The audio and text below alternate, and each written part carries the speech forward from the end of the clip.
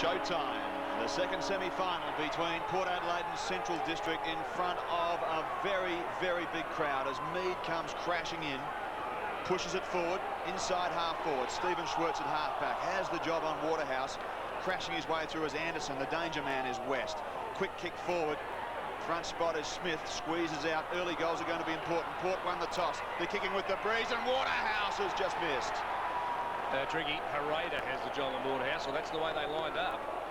So there's a turn up. Looks. Clive Waterhouse, he started playing football a couple of years ago.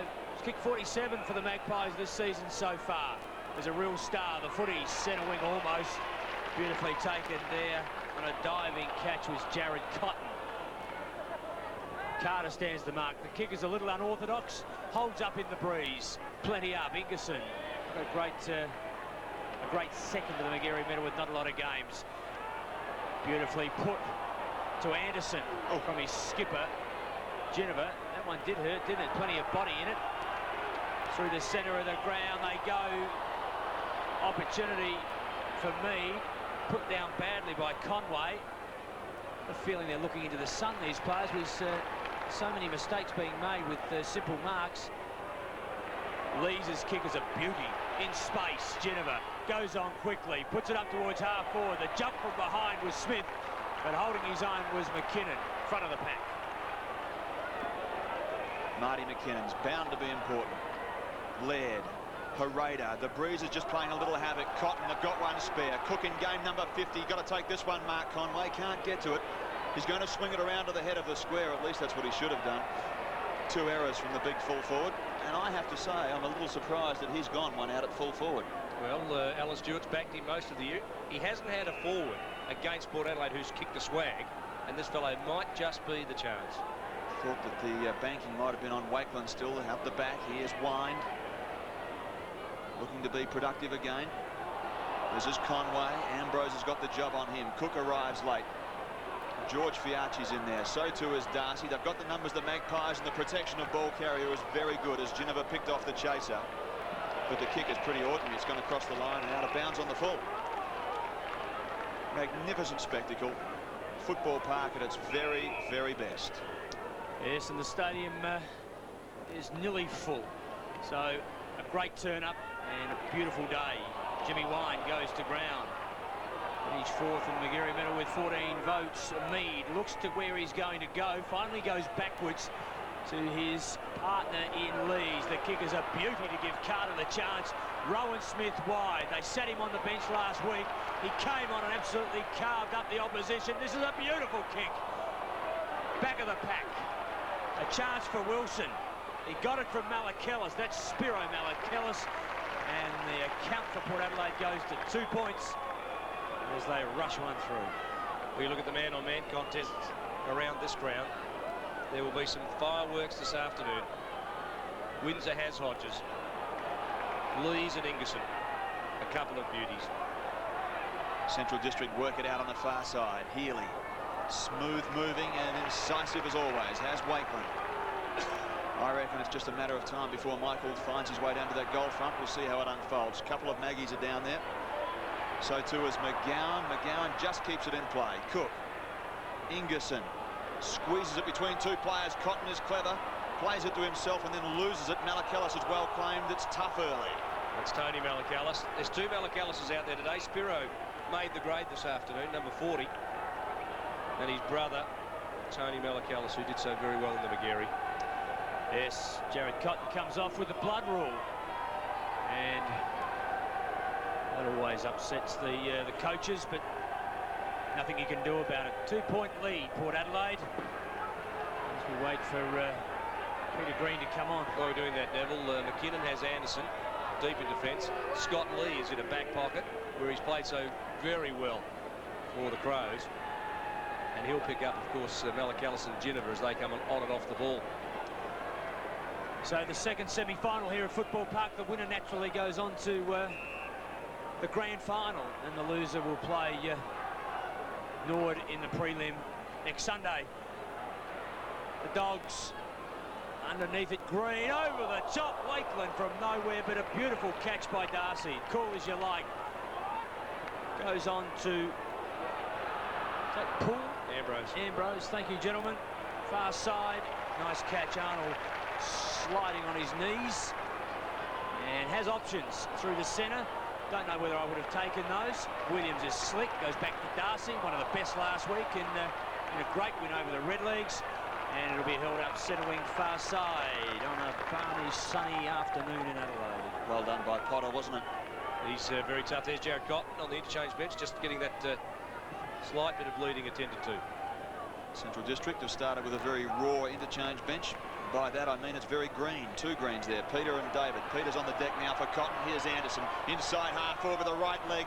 Can he make something out of nothing? It lobs in the square. The pressure's on. Lurking down there is Hodges. So too a couple of Bulldogs, and one of them's off his leash. It's Windsor. Pressure's on early, isn't it? Doesn't find the mark. Schwerp, the run on the overlap's all right. This one from Windsor does find Cook. And Cook's had a couple of clean possessions. Windsor to wind. Awkward looking kick. Tough one for Roger Gurdon to take. On to Ingerson it goes. The handballs are missing the mark at the moment. But McGowan with the presence of mind to get it to Ingerson. If they can get it cleanly through, they'll be all right, but they can't because Ginniver turns it over and finds Darren Smith. Turns Herrera inside out and has a look at it from 60 metres out. He blasts away at the northern end goal, and they're away, the Maggies. Look at them salute in the outer. And John Carr will tell you in big games he's never been let down by Darren Smith. Every time he needs the big centre half forward, for all his detractors, wherever they may be, John Carl goes with this fellow every time in big matches at centre half forward. And yet again today, he takes on Herrera, probably the best centre half back in the competition this year, turns him inside out and ran away from him and kicked the goal. 14 touches and 1 goal last week. 8-point advantage, Port Adelaide. 7 minutes in, first quarter. Tony Malakellis. This is Smith. Can't control it. West, who also did so very well in the Magarey medal. Finished second with 16 votes. Northeast charges out of half back, puts it up towards half forward. Back on the pack is Malakellis, is it? Spiro. Just used his arm just to nudge Scotty Lee under it, and he would be so pumped up. He hadn't really had much of a go this year. You have a look at the number of reserves games he's played. He's played 9. He's only played 4 senior games. And his kick from 50 is a little off the mark, and would have liked that to have settled his nerves and got him into the swing of this game. Pretty hard contract with Scotty Lee, but I'm sure he and his brother are up to the challenge. Ray Windsor brings it back into play, far side. Oh dear, picked out one Port player amongst a whole bevy of Bulldogs. Rowan Smith's got a softie. Rowan Smith and Healy today, fellas. Another one to watch for. Looking forward to that. Yeah, good one. Darren Mead. Do you think there's some responsibility on his shoulders? Up against Arnold and possibly later in the game Ingerson. He'll have the backup of Poole. His short pass is going to find Ginniver, but Ginniver can't find the ball. Stephen Williams. What value his experience this afternoon, time will tell. Shoveled backwards. McKinnon won't panic. No doubt about that. Round the corner, but he can't find anything other than Rowan Smith once more. He'd be a chance from there, wouldn't he? No. With a bionic leg. Up towards half forward or full forward. Windsor, you need to take it and you need to keep it in front. Still got to play on it. Tony Malakellis is out there. Pressure's on the Dogs early. They lost the toss and they're going against the breeze. Call on, says the umpire. Play on. Around the body goes Spiro Malakellis. One behind. So 1-4 plays the Bulldogs yet to score. Yes, there was a free kick out there on Malakellis, but the umpire called advantage as Malakellis got away to the finish. And just didn't put it where it should have gone. I was very savagely dealt with there. Rowan Smith from 60 with the wind at his back. I might have been a bit optimistic. Chance now for McKinnon, the speedster. Left foot goes towards centre wing. Wakeland will be late. Underneath it, Fiarchi. Best player for Port Adelaide last week. Superstar, in fact. Given up by West. This is Northeast. Helped out by Fiarchi. Too high on him. Surely, umpire. Surely you can't do that. He had the chance to get rid of it. That's the ruling. Yeah, that's holding the ball. Look, once you've got a chance, which he did there. He's had a couple of goes. And once you don't get rid of it, you've had your chance. This is Cook from about 60 metres, gives them a chance. Can they take a mark down there early? Yes, they can. Wakeland's got it. Just what the doctor ordered. Right out of prescription. Well, he'll drop back there, won't he? It's probably part of their plan. If you look at Central District, how they've remodelled their forward line. They've got Conway there and Wakeland there. Now, they've had people like Rudy Mandamaker and Coffey there. Adam Richardson last year. None of them really fired for them in big games. Wakeland. A very important kick because it gives them a start. At the 10-minute mark of this first term, the Bulldogs finals campaign is underway. And you look at people like Wakeland, who are very athletic. Not only does he have a spring here and kick a goal, but when Port Adelaide have got the ball, he turns into a defender and he makes sure that the ball doesn't come out quickly. And I think if there's a criticism of Central in the last 5 to 15 years, it's that the forwards never chased. Rudy never chased. Coffey's been convicted of that. But Wakeland will, and Conway will need to learn to. And that's the thing that Alan Stewart's working so hard on at the moment, just getting some accountability in their forward line. And Port Adelaide, you won't see them running out today getting easy kicks. So they've had a couple of times this year. It's one each so far. They met 5 times last year, and Port Adelaide won 4 of them. 2 finals, a qualifying and a prelim. So certainly got the upper hand, Port Adelaide. They've had 5 shots at goal today for 1-4. They're travelling with the breeze, and a fair argument to say they've wasted a few opportunities. And there's number 44, Jared Cotton, with his jumper off. Big bloody, looking for a new one, I'd say.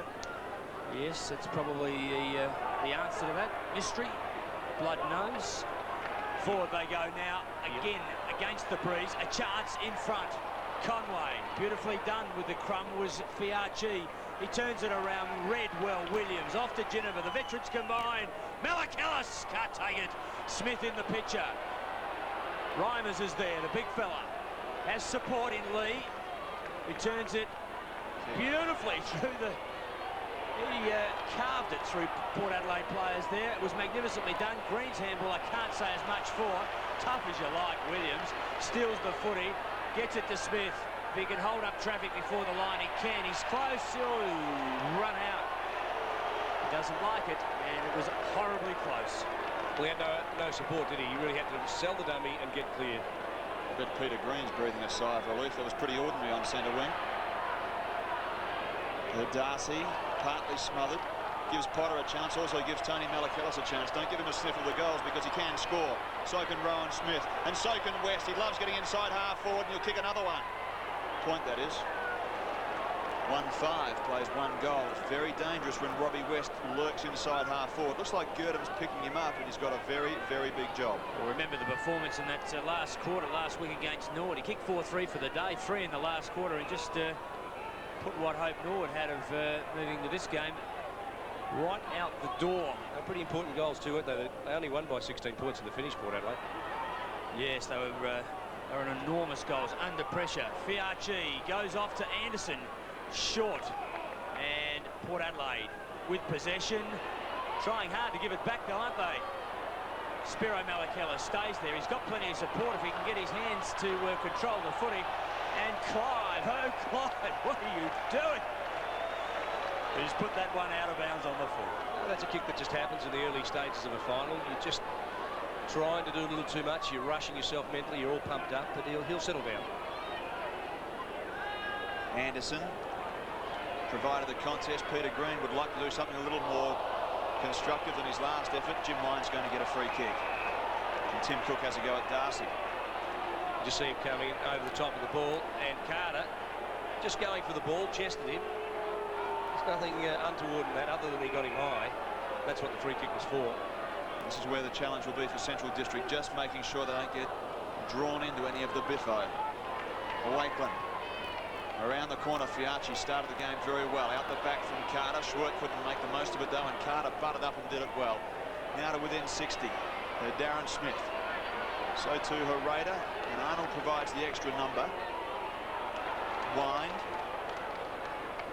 Laird, and it's picked off again through half forward. They need a better competition through there, it would seem already. Fiachi again's able to clean up with kick number 3 from halfback. 5 possessions for him so far. Waterhouse. Not all that clean and tidy, really. Coming through strongly was Ginniver. Into the path now of Darren Smith, who's held. No, the umpires are calling it play on. Now, this is reasonably sensible umpiring. Just let it happen. pick off the really obvious ones as Waterhouse gets it forward. It's going to go deep into a pocket. And before it finds the boundary line, Ray Windsor gets there, but just lets it dribble over. I'd agree with that assessment. League finals umpiring is just about letting it go. There's no point playing the soft ones. Nobody wants to see a final decided by a soft umpiring decision, so just let them go. They've done a good job so far. Darren Smith front position. The ball gets stumped around. Hodges did very well to slip it out. Malacallis, he was shirt fronted and gets a free kick. No, he doesn't. It's a point. It was fair enough. Saw the umpire raise his hand, but that was only to give the all clear on the point. That is a shirt front. Jimmy Wine got him. And the point was rushed. 7 shots to 1. 15.5 minutes in. 1-6 plays 1 goal. And I don't reckon that Alan Stewart, the Bulldog coach, would be too upset with kicking against the breeze early, because it gives them a chance to settle down. And with Port kicking inaccurately at the moment, it's going to benefit them. That breeze still worth, well, 3 or 4 we heard Craig Baum talk about. Maybe 4. I think clearly 4 now, Stephen. I was down there just at the start of this match, and it is quite a strong breeze. So I saw the toupee flick from the head.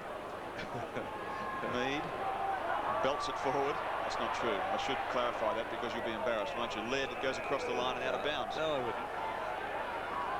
No toupee there. Call me fat, don't call me bald. Now there's a fellow who is. Almost. Rowan Smith. But he plays a better brand of football than I ever did. So does this man Anderson. Cleverly done to West. Explosive West. A high ball towards full forward. Hodges uses his body underneath it. Punched away by Windsor. McKinnon handballs it to Scotland. Look at the work, the supporting work that goes on off the ball by Central. They really were working hard back there to support each other. The Reimers kick goes forward. It's a raider just inside the 50-metre square. The follow-up comes from Reimers. Where was Waterhouse? Nowhere to be seen. And that is a ball up. Central defence is under some pressure, but it's held up pretty well so far. And I guarantee that Marty McKinnon will be cool and calm. He certainly was 12 months ago in the finals. I remember he was a revelation. Chances are he's going to play a very important part again today. That's Stephen Williams being held up by Cook. The Bulldogs would feel, Stephen, that they owe Port Adelaide something. They all but had the final one last year when Malacallis and Hodges kicked late goals and stole the game in extra time. Port are just being a little more efficient at the moment. Exactly the same number of kicks and handballs at the 17.5-minute mark, but 7 scoring shots to 1 inside half forward. Lee's under some pressure, gets a free kick. He's pretty good too, wasn't he?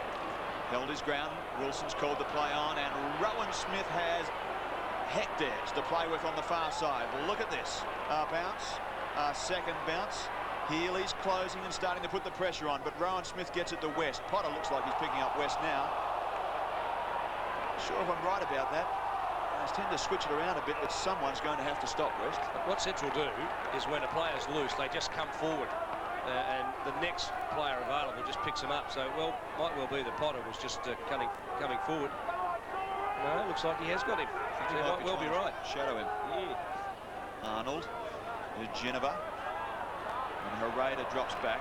He also is going to be a very important player in defence as he runs it across the line. We're 18.5 minutes in. That's 6 points the difference. Talking about finals, Herrera just ran out of bounds and then gave Spiro Malacallis just a little one to go on with. He said, you don't stop. Take that. Tony Malacallis to the head of the square, where the pace of Ray Windsor wins out this time. To Green. Here's a contest. Carter did it well, Peter Green. Where's the support, boys? Nothing there at the moment. But Peter Green's good enough to do it on his own. Then get the kick out. Just missed the target, and the target was Wine. Fauci hasn't played a good first term. Pushed across the line and gets a free kick. Be pretty happy with that, seeing he's done it to other players himself a few times. George sits it up there. Carter should take it and does. Not enough competition. Stephen takes and breaks. Away he goes in towards centre half forward. The numbers are there. Lee lets it go through the hands though. Malacallis is there. So too is Rowan Smith, who's having a good first term. And the agitator finds the line on the far side. Just one of the men you want in a tough position. When Port Adelaide is streaming forward and they've got the numbers, Scotty Lee is the only man between you and a goal. He does a pretty fair job. It's the Magpies by 6 points. Stephen Williams, who's been terrific in the first term, gives it back to Malacallis. That's Tony Malacallis. A long one towards Scott Hodges at full forward. Ream has missed it. Tony Malacallis Ginniver. Waterhouse, where's Remus? Waterhouse snaps it, he's got it. So Remus has been damaging, but Waterhouse gets a goal for Port Adelaide. They go to 2 goals, 6-18, leading the Bulldogs, 1 straight goal. A couple of loose things so far from Waterhouse, but just let him see the goals out the corner of his eyes, and he's very, very deadly. Looked dangerous, didn't it? Because as soon as Ginniver had his eyes on the ball and a first access to it, it was going to be tough for anybody other than Port Adelaide to score.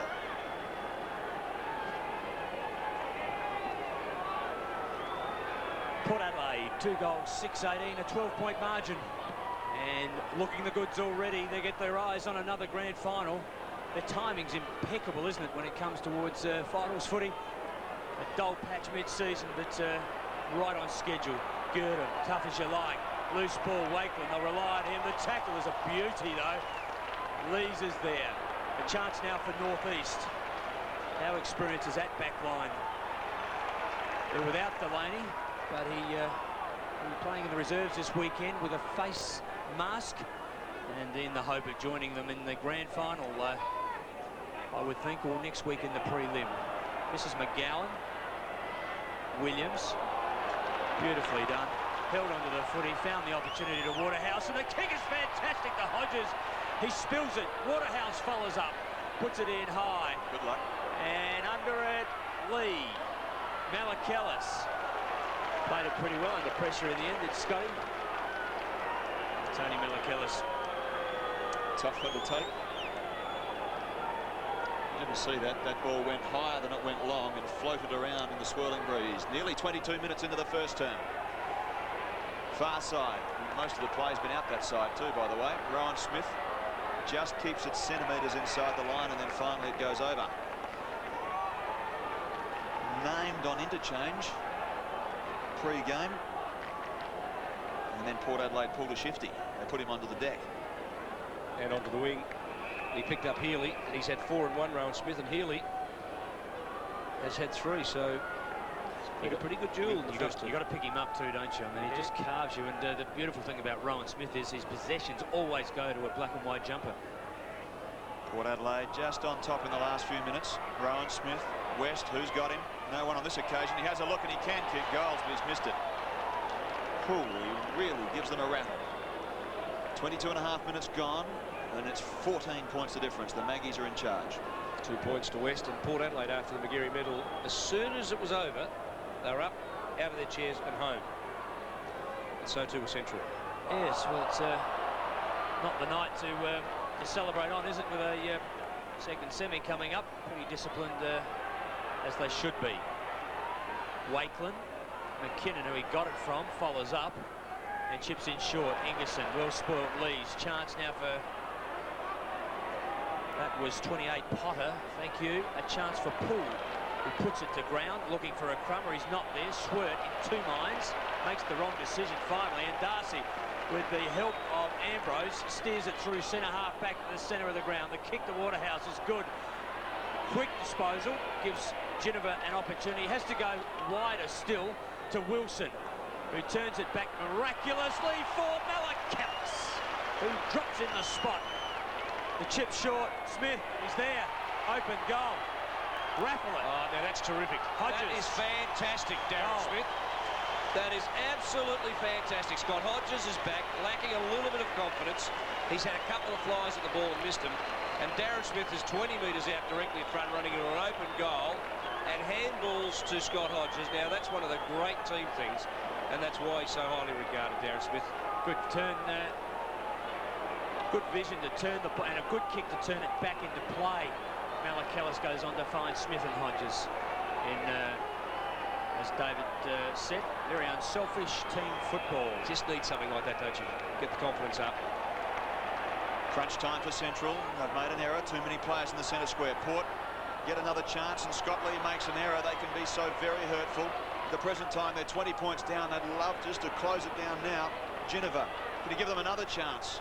Scott Lee clears it away, and they have a breather. Scotty Hodges in the last 2 attacks of the ball just then, in the split second, 2 real hard contests of the ball. He now feels part of the game. It'll be great to see him getting amongst the goals. This is Football Park at its very, very best. The underdog, the Bulldog, and the heavyweight champion, if you like, in terms of Port Adelaide. Do you think they've wasted a bit of this breeze?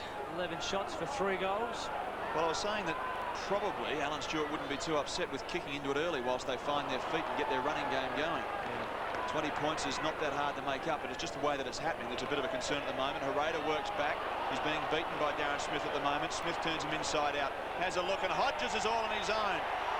I reckon he should write Darren Smith a letter and say thank you very much for the last 2. Well, I think John Cale should, because a confident Scott Hodges can do anything, and this man has really brought him into the game. They've given him some space though, haven't they? Where's your full back when the footy's on centre wing? This half-back line's running pretty well too, just quietly. Port Adelaide's. The one thing Centrals can't afford to do, as David's alluding to, is let this man get his confidence up. Because not only can he kick straight, but as we saw in last year's grand final, he can blow a game apart with his marking. The Magpies get a break. Well, Port Adelaide last year in the grand final were struggling until Scott Hodges exploded with what? There were 5 goals in a quarter in a grand final. Now he's got 2 in the opening 26 minutes of this game, thanks to Darren Smith. One was a dead set gimme. This one, Hodges doubled back. That's where he came to the pocket, lost Windsor, and then doubled back. And Darren Smith lifted the eyes and hit him right on the chest. So it was great work by Hodges. Make no mistake about that. Yes, well, he would have put an ad and lost and found. He was that far away from him. 4-8, plays 1 goal. Out of the centre again. Isn't that making a difference? They're making up for those missed shots early. A chance now for Hodges. Fumbles a little. And we'll have a ball up. Just 40 metres from goal. Waterhouse, sorry. Central's character never will be tested here. Neil Craig looks on. He'd be very interested in who loses this game. Yes, just had a quick picture of Neil Craig, who's wouldn't be suffering from stress at this stage because he's into a preliminary final with a good win over North Adelaide. This is Darcy going at the footy with Schwert, and they both had a fair dinkum go at it. 27 minutes gone. First quarter, Footy Park. The Magpie machine, very efficient. Not that many more possessions, but 12 shots to just 1.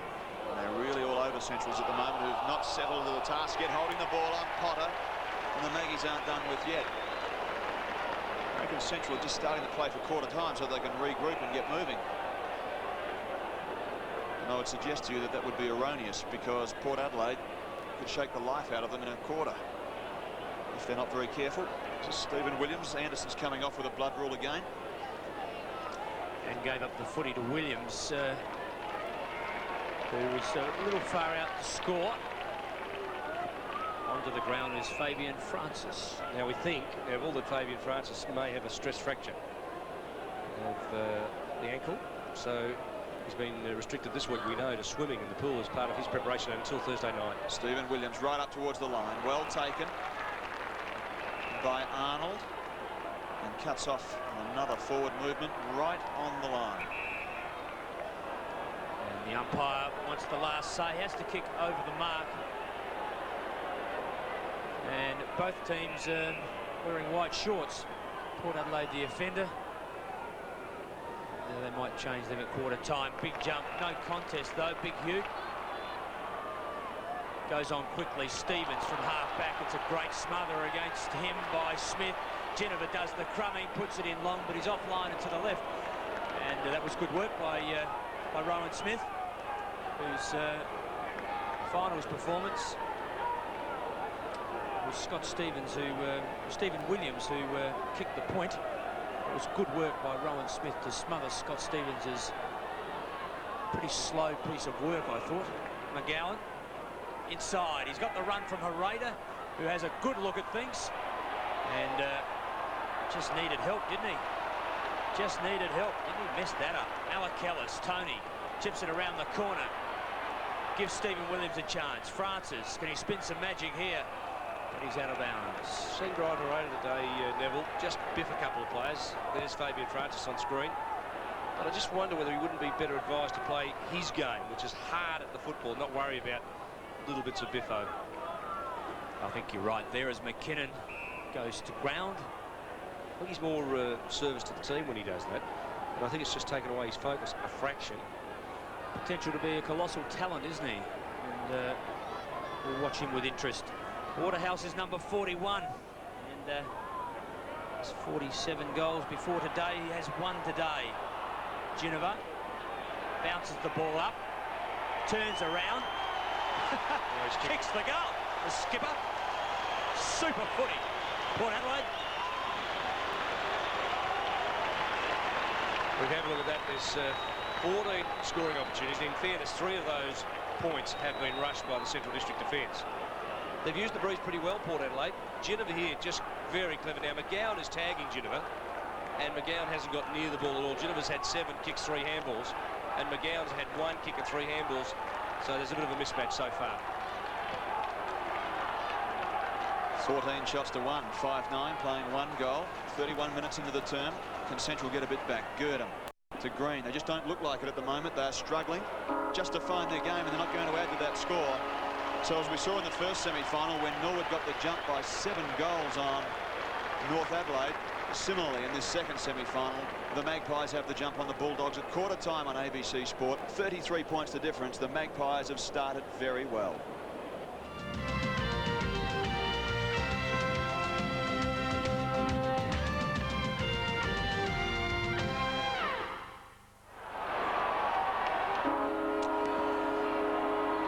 Second quarter, second semi-final. Port Adelaide and the Dogs. They've met 6 times in finals.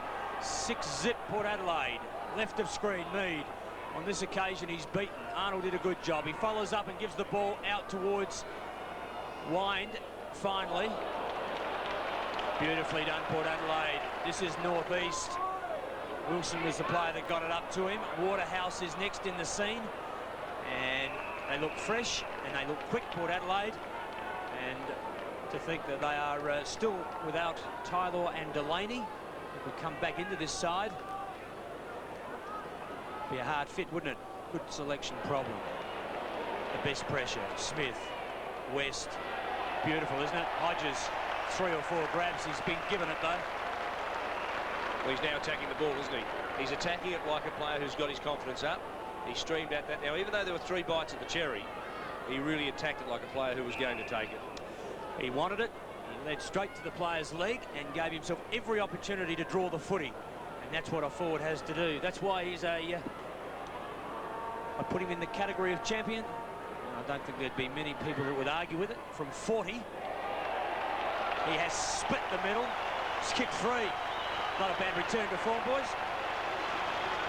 Well, he had a week in the reserves, then they brought him back in the seniors. I think he got 5, but worked pretty hard for them. Then last week, he really didn't get amongst it at all. Well, he broke his leg in the opening round, didn't he? Yeah, the opening round of the year against Glenelg. Here on the Friday night at Football Park, where now Glenelg won that by 94 points. Yep. And Hutton was injured. Hodges was injured, and it's taken him till 3 weeks ago to get back in the side. Well, the heat is on the Bulldogs. 2 minutes into the second term, and are racing away at Port Adelaide. 39 points the difference. And if they're not careful, they won't be able to recover the Bulldogs. Ginniver is commanding the centre square at the moment. This is Cook.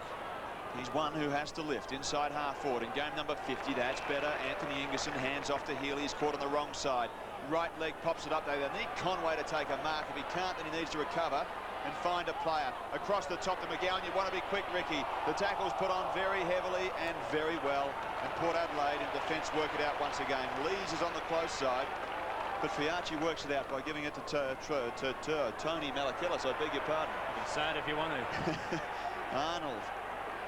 Quick handball forward. The Wind.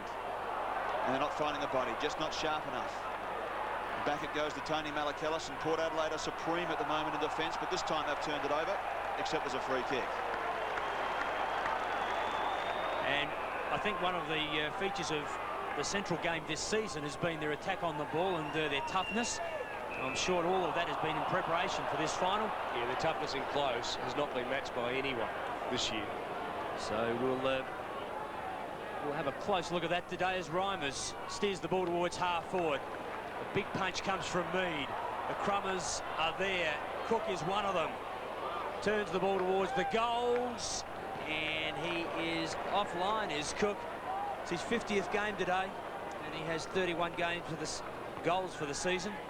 He's been a busy player in 95. He'd love to finish it off in a grand final, I'm sure. Curtly Ambrose to bring the ball back into play. Does so by finding Stephen Carter. It's too easy for the Magpies at the moment, isn't it? Central don't have the spark. They don't find the body. If they continue that, they're going to get hurt. Wind, McGowan, I'd love to see him back in the middle. Conway, still not clean enough. And again, they come unstuck. I think Ginniver's not having a reasonable outing.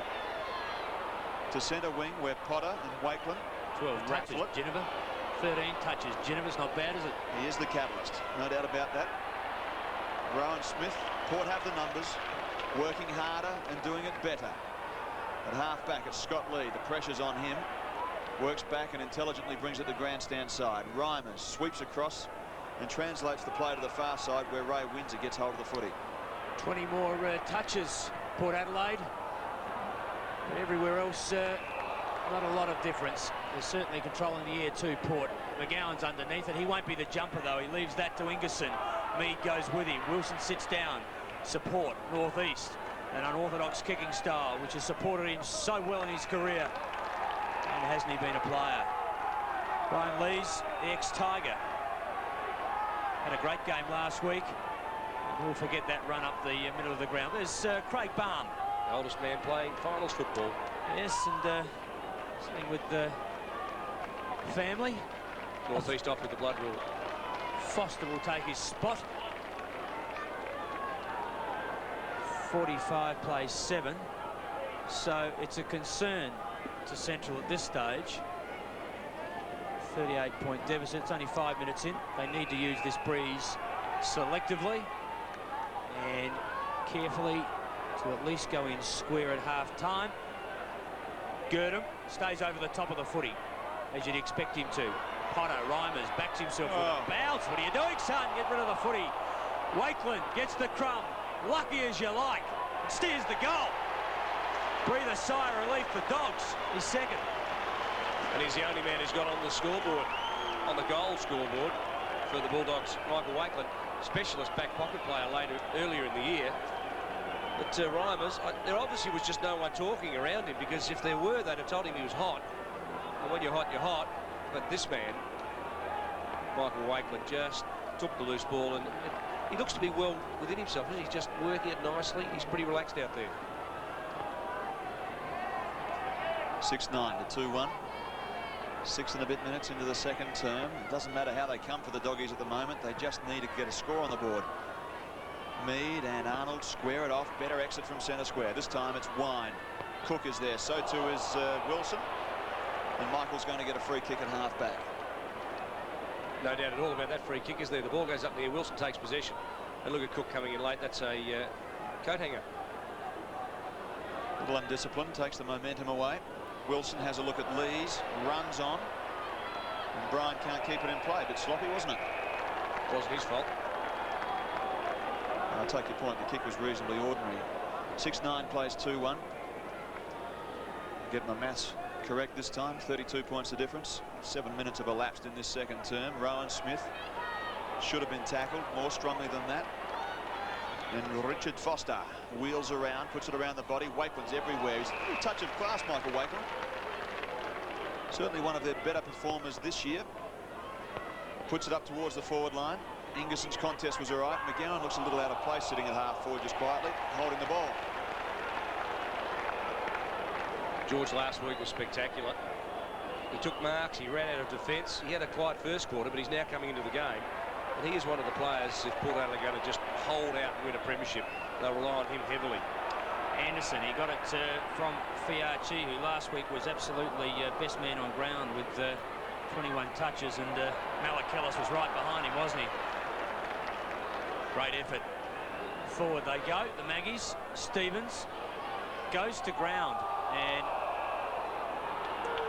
a ball up. Another man we shouldn't underestimate his performance is, well, Scott Hodges there, but Stephen Williams, just off screen. He does a lot of the hard work that in a final goes unnoticed. This is West. His handball is slick and he goes back to Spiro Malakella. Not the player he wanted, obviously, because he plays for the opposition.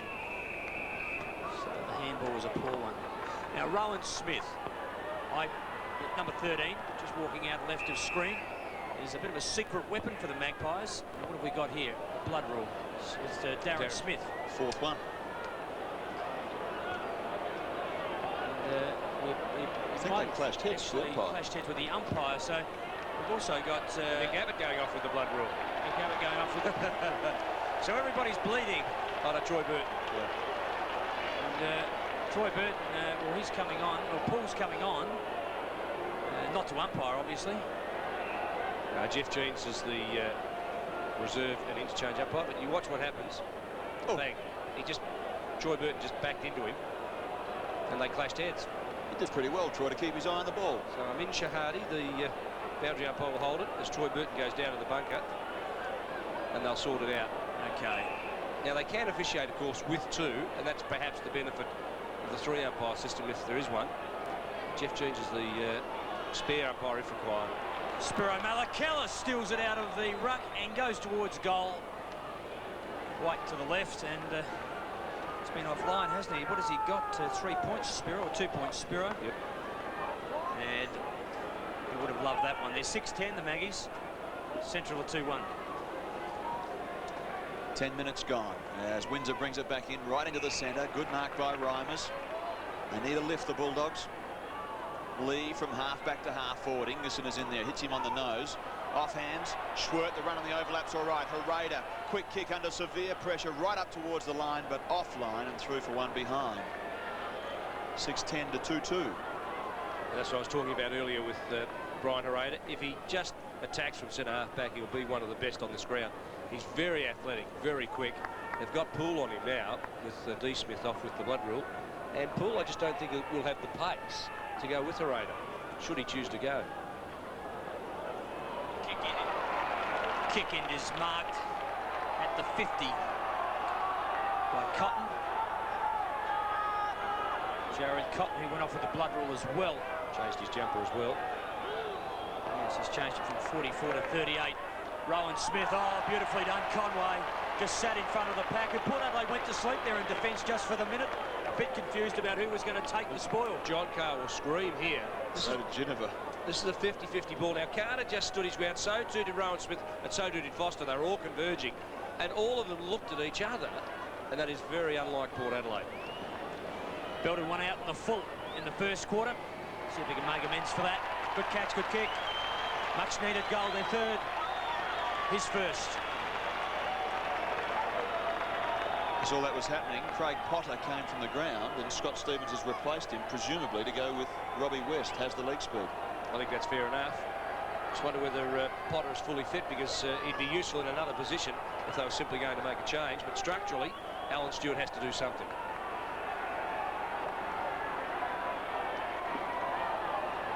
In fact, what's happened is that Stephen Schwert's gone in to pick up West. Exactly. And Stevens has seemingly gone to around about a wing position. 6-10 plays 3-2. The Bulldogs slowly but surely getting themselves into gear. Ingerson. Not surprising in a way, is it, though? They've had a couple of weeks to mull it over and a rest, and it's not the ideal preparation to have 3 weeks rest and 2 games off. Not bad from Cook. Didn't quite find the mark. Ginniver is working frenetically and very, very hard as well to make something happen for Port Adelaide, and they finally get the line. It's good, Ginniver, isn't he? Really makes it happen. Yes, he does. His team orientation is fantastic, because he leads, he gives voice, he directs, and at the same time he takes the responsibility to do the hard work and the hard things. He sacrifices his game quite a bit. And were it not for him, they wouldn't be allowed to have a Darcy sit out or a Malakellis. No, that's right. Run. No, it is by design, and they're dangerous players. He hasn't got the leg speed to run away from them, Ginniver, but he makes up for that in getting his hands on the footy and giving opportunity to the other jumper. And along with Rowan Smith, as I said earlier, they really are keys for Port Adelaide. They really are. Poole, Smith, gone, holding the ball. Not so. Arnold short to win. Gee whiz, he just he gave it to him, and like a hot potato, wasn't it? Spiro Malakels was right onto it. It's tough, isn't it? Jimmy Close. Wine. just on screen, had a good night Tuesday as well. He finished fourth with 14 votes. Williams steers himself out of the pack and gets a loose kick forward. McKinnon wrong way, took the risk. Anderson got the crump. Foster's got the left foot punch in. Scotty Hodges is in front of the pack and he takes a mark. Well, what about confidence? Now, he was wrong-footed. He missed his footing. He was still under pressure from Windsor. And still got it. Now, this is where he's dangerous. 30 metres out, he's generally deadly. Foster comes off. Northeast comes back on after being attended to under the blood rule. And we should also point out, we'll see Port Adelaide change their shorts, I suspect, at half-time. They're supposed to be in black shorts. Offline, has 3. And kicked one from there just a bit earlier in this quarter. Thought he had the measure of that breeze, but didn't pick it. It can be very gusty at that end of the grandstand. And offline.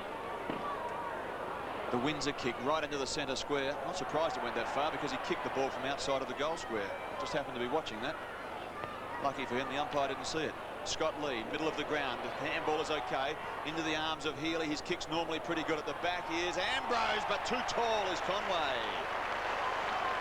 Now, at the start of the year, we saw this big guy. He'd just come over from Wagga, and he was huge. He was absolutely ginormous. They've got him on a diet. They've trained him. They've run him, and have a look at him now. He's fit, he's athletic, and he looks pretty hard, and he could be the answer that Alan Stewart has been seeking at full forward. Just needs to complete it. In the shadow at Football Park, he's made no mistake about it. Conway's second, and the Bulldogs, little by little, are working their way back into the game. The Magpies are 6-11 and the Dogs are 4-2. We're only halfway through the second term. They have the breeze, but look at Scott Lee exploding. It's a great handball that sets it up.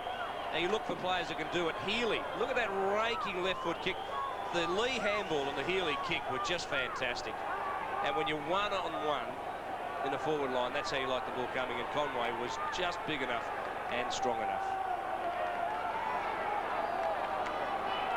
So the Bulldog flexibility that they've been aiming for now is on full use.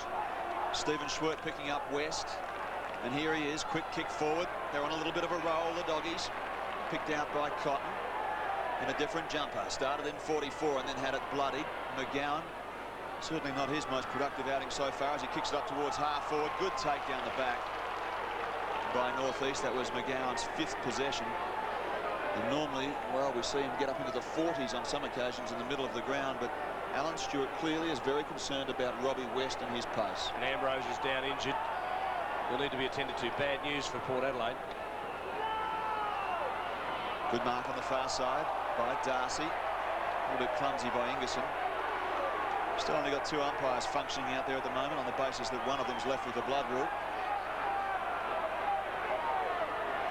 As Ambrose does a little bit of a dance out there. Ball hugs the boundary line, far side, front spot, the Bulldogs. Spiro Malakillis does it okay. Anderson, left leg to Laird.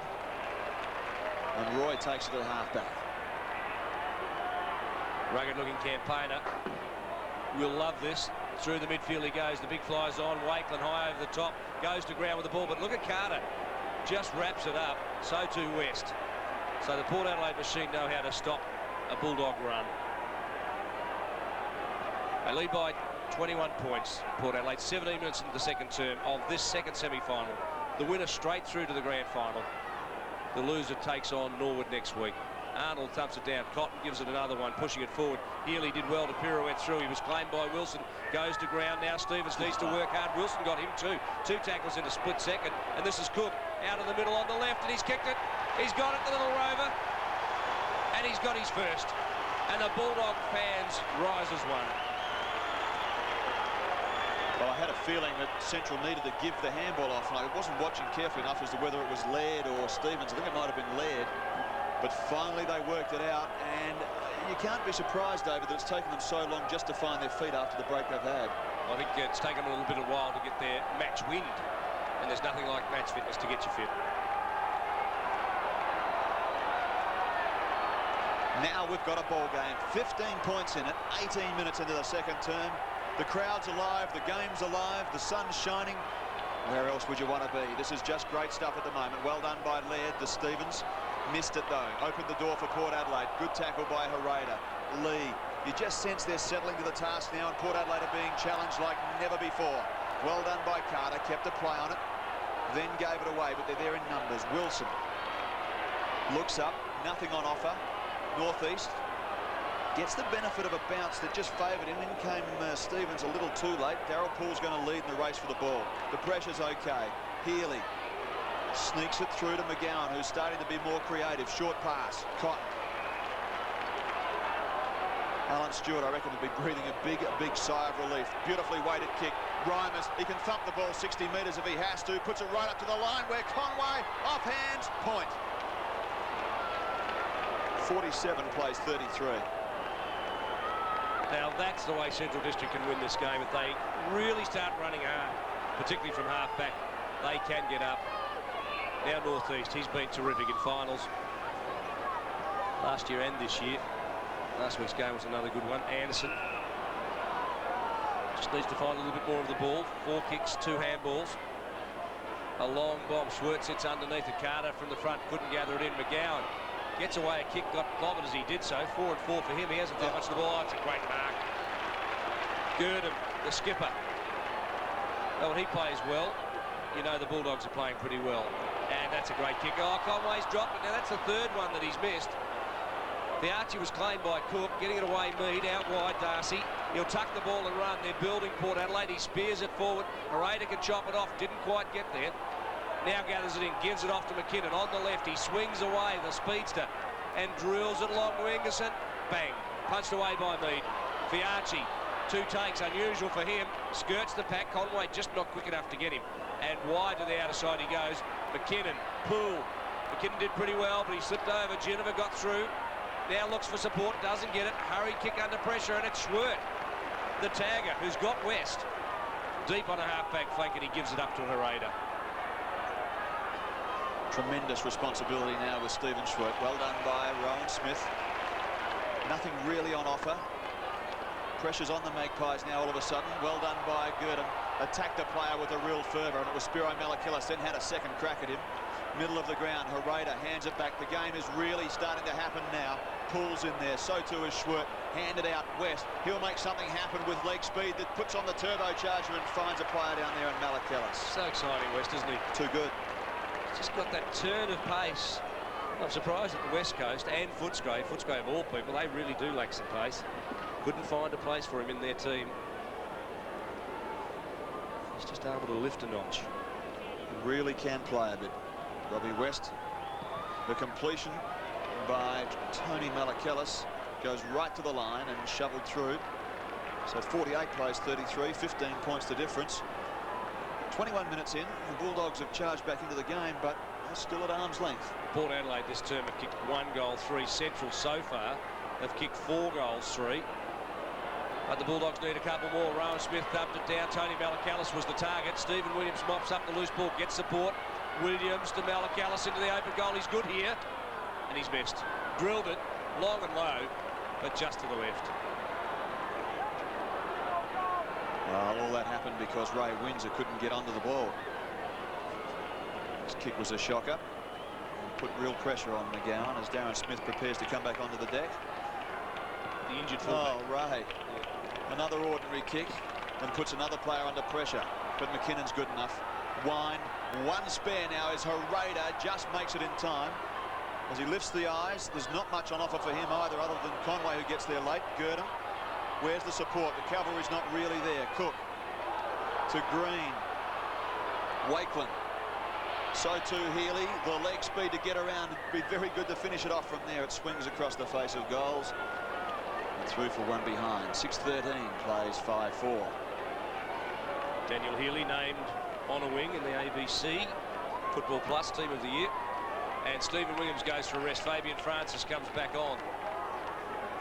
Port Adelaide lead by 15 points. We're 22, almost 23 minutes into the second term. Mead, who's a ruckman, kicks out from full-back. Goes short underneath that. Spiro Malakillis playing pretty well. Possession number 11 for him. Not bad to half-time. Darcy's played pretty well also. Cook just didn't get there. Darcy explodes away. Well, he gave it away to Poole. Now Malachellis over the top of it, under extreme duress. Darcy towards the boundary line. Wilson. Oh, well, there were two players that got him. Gurdon was one, and the Fiachi kick to the boundary line. Port Adelaide safety first at all times. If there's no option, they use the boundary line pretty well. And Jimmy Wind really hasn't got amongst it today at all. 5 and 3 for him. You would have expected more. But remember, I don't think he's played in a final at all in his career, Stephen, has he? Not that I know of. Francis from 50 pumps it up towards the line, but only registers a minor score. So Port Adelaide have a half century. They raise the bat for 50. 50 plays 34, 16 points in it. Scott Lee elects to take the kick out.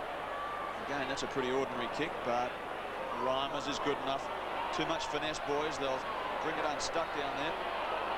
Well done by Healy. Reimers support. The numbers are inside the corridor. Windsor. Quick kick, awkward kick. Tough one to take. Wakeland backs into it with her fearless approach to the footy. It wasn't bad. Poole, Mead and Ingerson. And I reckon the Bulldogs need a lift from Ingerson as well. One of the things that's happening is that Port Adelaide's centre line, Rovers, getting back very quickly. So too is their ruckman in Mead, and it's congesting that centre half forward. Now the central side need to give him a bit of space just to let him run into it. That's what he needs. He does need a runner. It's a free kick. Poole was taken when not in possession, to the umpire, and Northeast from half back goes towards the boundary line. Again at safety first. We're just into time on, and the Magpies lead by 16 points. Northeast has 9 and 1 for the game. A dour defender. Smith takes it out of ruck, hands it off to Spiro Malachellis, who turns on his left boot and keeps it tight to the line towards his brother. Darcy, eyes on footy, too high on, had his jumper ripped off.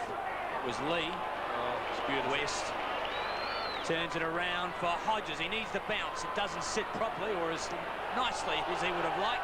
Windsor heads for the line as the crowd scream deliberate. Port Adelaide crowd, Rob. And you know what? They're all right. But they rarely play it, do they? Well, he was going forward. He wasn't going straight out. No. I just disguised it well, I thought. Ingerson off, boys, and coming onto the ground is Peter Green, so that's a surprise to see Ingerson off as Rowan Smith runs into the open goal and kicks another one. Don't their wingmen love to play forward and kick goals? Rowan Smith gets his first. Rowan Smith particularly is one. There's very few players that can play off a wing and average better than a goal a game. Well, this fellow does it. I suggest that North Adelaide's Bamford will in his career, but this guy has done it for 10 years. He came off the bench last week, had 18 touches, kicked 2 goals, and set up about 3 others. Back to 22-point margin. Favour of Port. West holding the ball. So the Dogs out of centre. How are the breaks looking? 6 apiece, so not much of an advantage to either side there, obviously. Big jump, Wakeland. Wilson sits, literally, back to Lees. Steers it beautifully. Anthony Darcy. Backward of the wing. Grandstand side. In the shadows, he pushes it down the line. But all central, 2-1. Healy, Herrera and Stevens lose out to Francis, Malachellis and Smith. 104 to Port Adelaide, 83 in kicks. Not much in it in marks, not much in it in handballs, but look at the frees. Port Adelaide getting a bigger share, perhaps they're first to the ball. Yes, I think that's generally the case, and they're also being more efficient with their use of the footy. Herrera. Central are going around in circles somewhat. Some of it's pressure, some of it's perceived pressure. McKinnon, thought I heard a whistle, must have come from someone in the crowd, right up to half forward. And Wakeland is there and gets a push. The umpire's looking into the sun, no free kick, but I have to tell you something, is that I don't feel that comfortable from a Central District point of view without Ingerson or somebody's presence through centre half forward. I reckon they're missing a bit. It's a big move bringing him off. He's the sort of player that you'd back in a final. His form's been superb for the Dogs. Fiachi, the left footer, straight down the throat of the opposition, and that's Brian Herrera. He's got Green through the centre. Short of him was Gurdon, Stevens. They go to Cook, but he's under a lot of pressure, isn't he? Or in fact, that was Hocking. Anderson takes advantage of the poor kick, but in the way is Big Hugh. And he steers it back accurately to find Jimmy Wine. Now he's well and truly short of 50, so he centres it. Gives Conway the break. All Port Adelaide players tried to mark. Well, Conway's got a couple, and he was just big and strong. Now, when they can just make him a little bit fitter and a little bit more strong. Now, he did that in front of Mead and Poole, who are a couple of pretty heavyweight players. Well, I played my first game of footy in the under-8s for Star of the Sea at Henley Beach. We're going to get a lesson here, aren't And we? my coach told me if I was ever behind a punch, goodness gracious me, Conway, make it hurt. And he does. Shocking play, Magpies. Good work, Conway's kick three. There's a couple of things that Alan Stewart sees in Mark Conway, and it's a good, big focal point. When you come out of the centre and you lift your eyes, you've got a guy who's 6'5" and that big. He is a target. Now, they've tried Richardson there before, but he just wasn't big enough to provide him a focal point. And Coffey, the feeling was that he just wasn't strong enough in games like this. And Central. This man has really stood his ground. Central have an interesting structure. They're playing a team of midgets through half forward, and they're all congregated together inside the corridor. So an interesting ploy, a set play perhaps.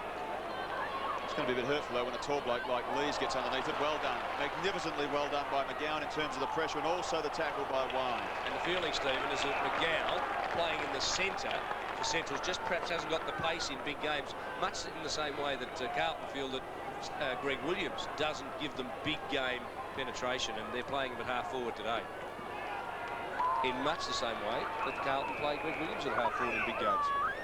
So I just wonder how much It's an echo. Alan Stewart has taken out of David Parkland's coaching handbook. Well, that's an interesting aspect, isn't it? Because you would have thought that if a guy's good enough to do it through the year, there's no reason why he can't be good enough to do it in finals. And if in fact he's not good enough to play in there, then why put him in a position where we might have a better half-forward flanker? Because quite frankly, Rick McGowan's not the best half-forward flanker in front of this magnificent crowd at Football Park. Late in the game, he could go to the centre. I knew you were going to argue with me. He could as well. There's options, isn't it? There are. That's what it's about, it's options. Granted. 30 points in. West. He's made a fair nuisance of himself so far. Cotton at the bottom of the pack. Cook is in there. The Port desperation will close it down as the siren sounds to end a most entertaining second term, and one where Central District kicked 5, Port Adelaide kicked 2, but the Bulldogs not quite close enough at half-time. They trail by 16 points on ABC Sport. 7-14 the Magpies, and the Bulldogs are 6-4.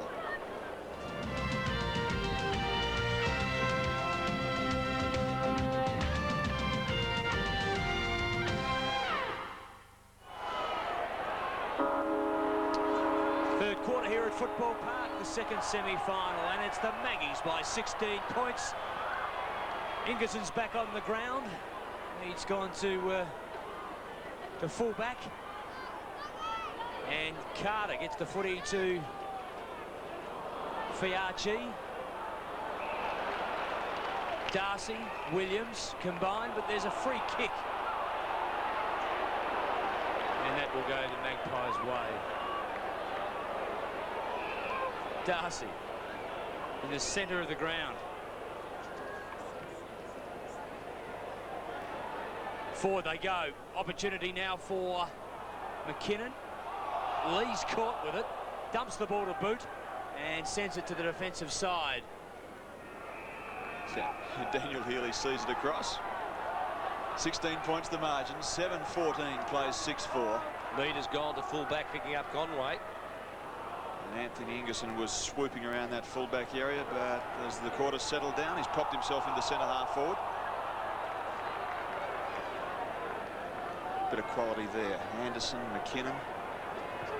I thought he might be having a run on the ruck, Ingerson, Triggy, to be honest. Why did he get taken off? I can't understand that. It's a bit hard to work out. Anyway, kick forward by Port Adelaide. Hodges is emerging as the danger man. Well, he has 3, doesn't he? And he's been pretty good. He hasn't had a lot of the ball, but he looks ominous when he goes at the ball. Port Adelaide fans are at least expecting something. That's a good sign. Could be right. There's Ingerson and there's Hereda. Belts it to the line. Minute and 40 have elapsed in this third term. And what's transpired is that Ingerson has gone into the ruck. And you'll find that Damien Arnold has gone to centre-half forward, so they're looking for a lift through that position. I've not yet seen it work, quite frankly, with Arnold at centre-half forward. We'll see what happens as the game unfolds. This is North East. In his customary style, around the far side, Ingerson let it bounce off the chest. He's not having his best outing, Ingo. Slaps it towards the line and over it goes. Enormous emotion this week for him, coming so close at one stage and looking like he might win the McGarry medal, knowing that he didn't play enough games to get there. Hereda cruises over the top, hands off to Healy. Wind. I reckon they'll be better for that first 60 minutes, Central District. McKinnon always finds the mark. Just a little too short, though, that time. Made it tough for Healy. Cook got it forward very quickly to Arnold, and he is going to be the linchpin now, the key man at centre-half forward. I just wonder whether he's playing true centre-half forward. They're playing one man in the square and everybody else up the field. There's a happy young fan. And I just wonder whether he's not playing out of a pocket, but playing deep out and making Lees pick him up. Perhaps Wakeland's not playing the true centre-half forward position. This is Carter. Away he goes, half back to half forward. Ingerson has the sit, squeaks out the back. Scotty Lee, first one there, pokes it up to himself and then overruns it. Fundamental error and could be very hurtful. Whoa, didn't Darren Smith get set upon? No, he ducked. There was no free kick, he ducked. Waterhouse, still danger signs. The alarm bells are ringing. Across the top he goes. Anderson, all in the open goal, around the body, and he's kicked it. Well, Scotty Lee won't be happy with that. A fundamental error has created the first goal for Anderson, and at the 3.5-minute mark, Port go a little further ahead, 8-14 to 6-4. Scotty Lee was clear. He had Spiro Malakalis running him down. The tap back to D. Smith. Now look what he does there. Just gets away a little handball, just enough. But look at the work by S. Williams. Stephen Williams flicked it out to Waterhouse, who set it up. You talk about the things that Stephen Williams does in big games, and that's one of them. He got in the clinches, got in close, took possession of the ball, and 20 yards away, hit Waterhouse. 22 points to difference. Port Adelaide just seem to have the measure at the moment. Central are going to get another entry, though, because Wind has it and gives it over to Arnold. What's happened there? Yep, umpire called play on. What is he doing? Hand it off anyway. Couldn't quite work that out. Reimers, grandstand side, Stephen Schwert. Also not one of his most productive days. He's got a job on West to do at the moment, though.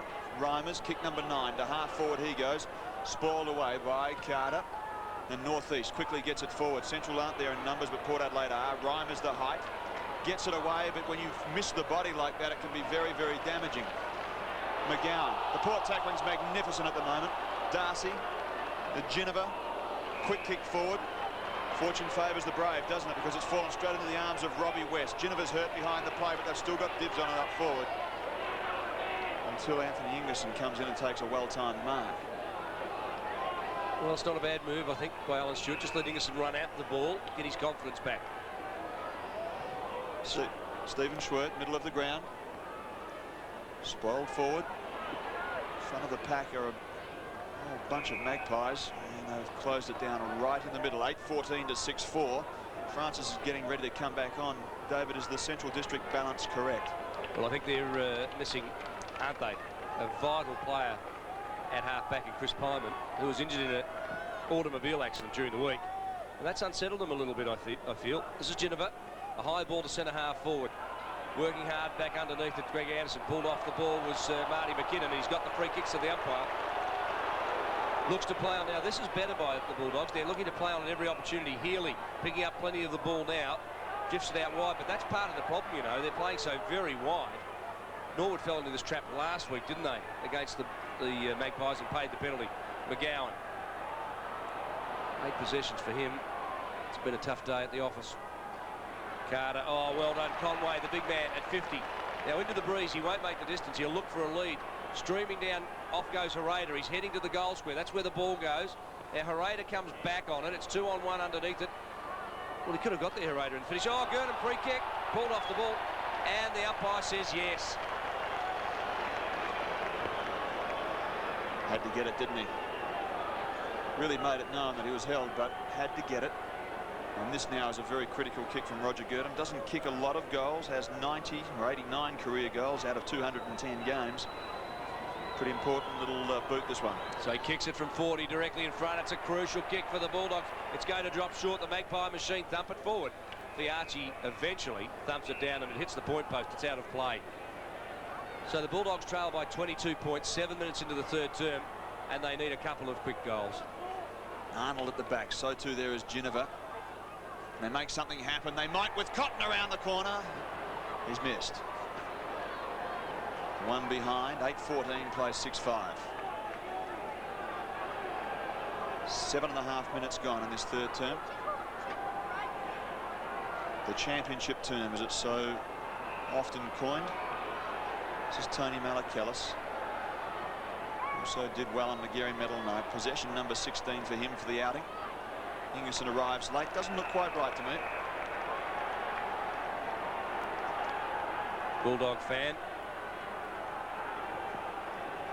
Can the Bulldogs win? Can they get up and play in their first grand final ever? Now, they've never beaten Port Adelaide in the final ever. Malachellis. That's Tony. Over the top of the ball. Gathers it again now. He gathers it in and feeds it out the back to Cotton. Cotton handballs forward. Healy claimed by Carter. Goes to ground. The ball flies loose. And Healy with the free. A long ball. Lees. McGowan. Oh, clever work. Wilson just passed it off to Northeast. The high ball goes through the midfield. First man there is the speedster in Stevens. Explodes through half forward and delivers it up. Underneath that, the big fly one-hander was Wakeland. Taken away by Mead. He's been pretty solid at full back. Gives it off to Darcy, finding a bit of the ball now. 14 possessions for him. Forward, Spiro Malachellis. Couldn't gather it in. Schwert does. Concedes ground to Laird. Back it goes to Reimers. They're working it out and short. It's Harada on the grandstand wing. Hands off to Schwert. Sweeping through the midfield and into the true centre half forward position. Poole had set himself. Cotton has done a few useful things. Wine. They're being pressured, aren't they? The Bulldogs, they just can't get it clean and moving nice and freely towards their goal, and they get closed down inside the square. Just over 9 minutes have gone. And time is running out for them in a way. I know there's lots of time left for them to do it in, but the manner with which the Central are pushing it forward is a bit worrisome for them at the present time. Healy and Ginniver. How often do you see him in at the bottom of the pack? Central's paying a little price for their break, getting back into the speed of it, and going out of a 3 weeks ago, going out of a club game into a final. There seemed to be difficulty picking up the pace. Certainly in the first term they did, when they were outscored 5-1. It could be hurtful for them in the final wash-up of it all. Wilson pushes it forward. Not a bad mark at the boot, Les. Good catch. Taken by Healy. Healy plays it on, searching left leg, has a look at Conway, keeps it in front. Port Adelaide defence is on red alert, but doing it very well. Rowan Smith is there, so too is Stephen Carter. Raked back in by the Bulldogs in terms of Healy, and well done also by Cotton. Gives some ground, then the awkward left leg has a look at the boundary line, it would seem. McGowan, and that isn't working with him at half forward, I can tell you. What have they got to lose? Why not stick him back in the middle and make him a target? Give the footy to him. Well, he plays the centre square structure properly. He can be used out of defence. He sits on the back play well. And he's just so productive through there. Let someone else chase West around and he can pick up the follow-up. Darren Smith on centre wing.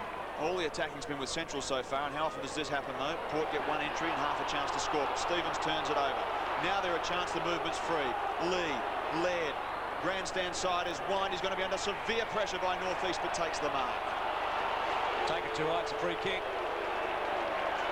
Will you be the judge? Jimmy Wine sets out underneath it. I think so. He was a little late, wasn't he, Northeast, and want him to pay for it. But that's Port Adelaide. I'll make you pay for every ball. Nothing wrong with that in a final. Short pass to Girdham. Roger had a shot from about the same position just a few moments ago, if I'm not mistaken. Didn't make the distance. Very deliberate. Right on the edge of the shadow. Close to the man on the mark to get a little bit of extra room, and he's missed. Bad misses. Well, they've had a few, haven't they? When you look through it, Conway's missed a couple that it really could have counted. Cotton missed one, Healy missed one, and a Raider even missed one, and they were all relatively easy shots. A kick in by me to Paul one, but it's caught by Paul. So not as many misses as Port Adelaide. They've had 22 shots for 8 goals. They've had 10 more shots than Central and only lead by 20 points. Reimer's in the way for Port Adelaide. He gives it wide to Stevens, who turns the footy inside out. Cotton underneath it, leaves it for Cook. Chips one in, too high for Conway. Over the back, or I should say for Arnold, over the back to Conway. Oh, just weaves away through the pack with Stephen Carter. This is Rowan Smith, I should say. And the skipper has the footy, puts it back to centre wing. Not a good kick, but gives Darren Smith every opportunity in the end. Carter goes to ground. Spiro Malakellus overrun by Stephen Swert. Gets it back though, intercepted Darren Smith. Brilliantly done. Carter and Darcy combined. He's in strike, but he's got a 20-metre handball to West, who's all by himself. Caught, gone, gets the footy away though as the crowd scream for holding the ball. Healy and McKinnon go to ground. Anderson works hard, gets it out brilliantly. Tony Malakellus gives it to Fabian Francis, and the Magpies Spray it. offline. Bad miss, Fabian. Very bad miss. Well, he hasn't seen much of the ball this week at training. He had a light run on Thursday night, but the rest of the week he spent in the pool. And this is one of the problems when you just don't have a full preparation for a final. Your ball handling is not as slick as it usually is. And Fabian, by his own standards, wouldn't have been happy there. But it's a trend, isn't it? 8:15. They're well and truly offline today, Stephen. Yes, they certainly are. The Windsor kick was awkward. Rowan Smith right on the line, pushes it up there. They're being made to pay, the doggies. Rowan Smith gets another one, and they're not making any inroads. 9:15 to 6-6. Secret weapon. Well, they've got a couple. Hodges has got 3. One was a gimme. But Rowan Smith's 2 have been well earned like that. Just sits out wide, takes the ball, and he's deadly. He's kicked 2 goals straight, and he hits them from about that 50-55 metre mark every time. There he is, number 13. Super game last week. He participated in 2 goals. But boy, did he hand some out. Let's see what Clive can do. Clive Waterhouse, up-and-coming youngster. What an enormous future. He's got Hugh Reimers. The ball is loose. It's out of bounds now. And the crowd boo their disapproval. Talked a lot about Central's versatility, but the balance, I hate to say it, just isn't right. They're using Arnold in the centre square to get the tap work. Then he'll switch with Ingerson because they obviously feel that Ingo can do more around the ground. Well, that's the way they went during the year from time to time. And it is unsettling them at the moment. And I'll tell you something is that Arnold isn't the answer at centre-half forward. I reckon they're not making any inroads. It's about time Hugh Reimers came onto the scene and burst into centre-half forward and cracked the game open.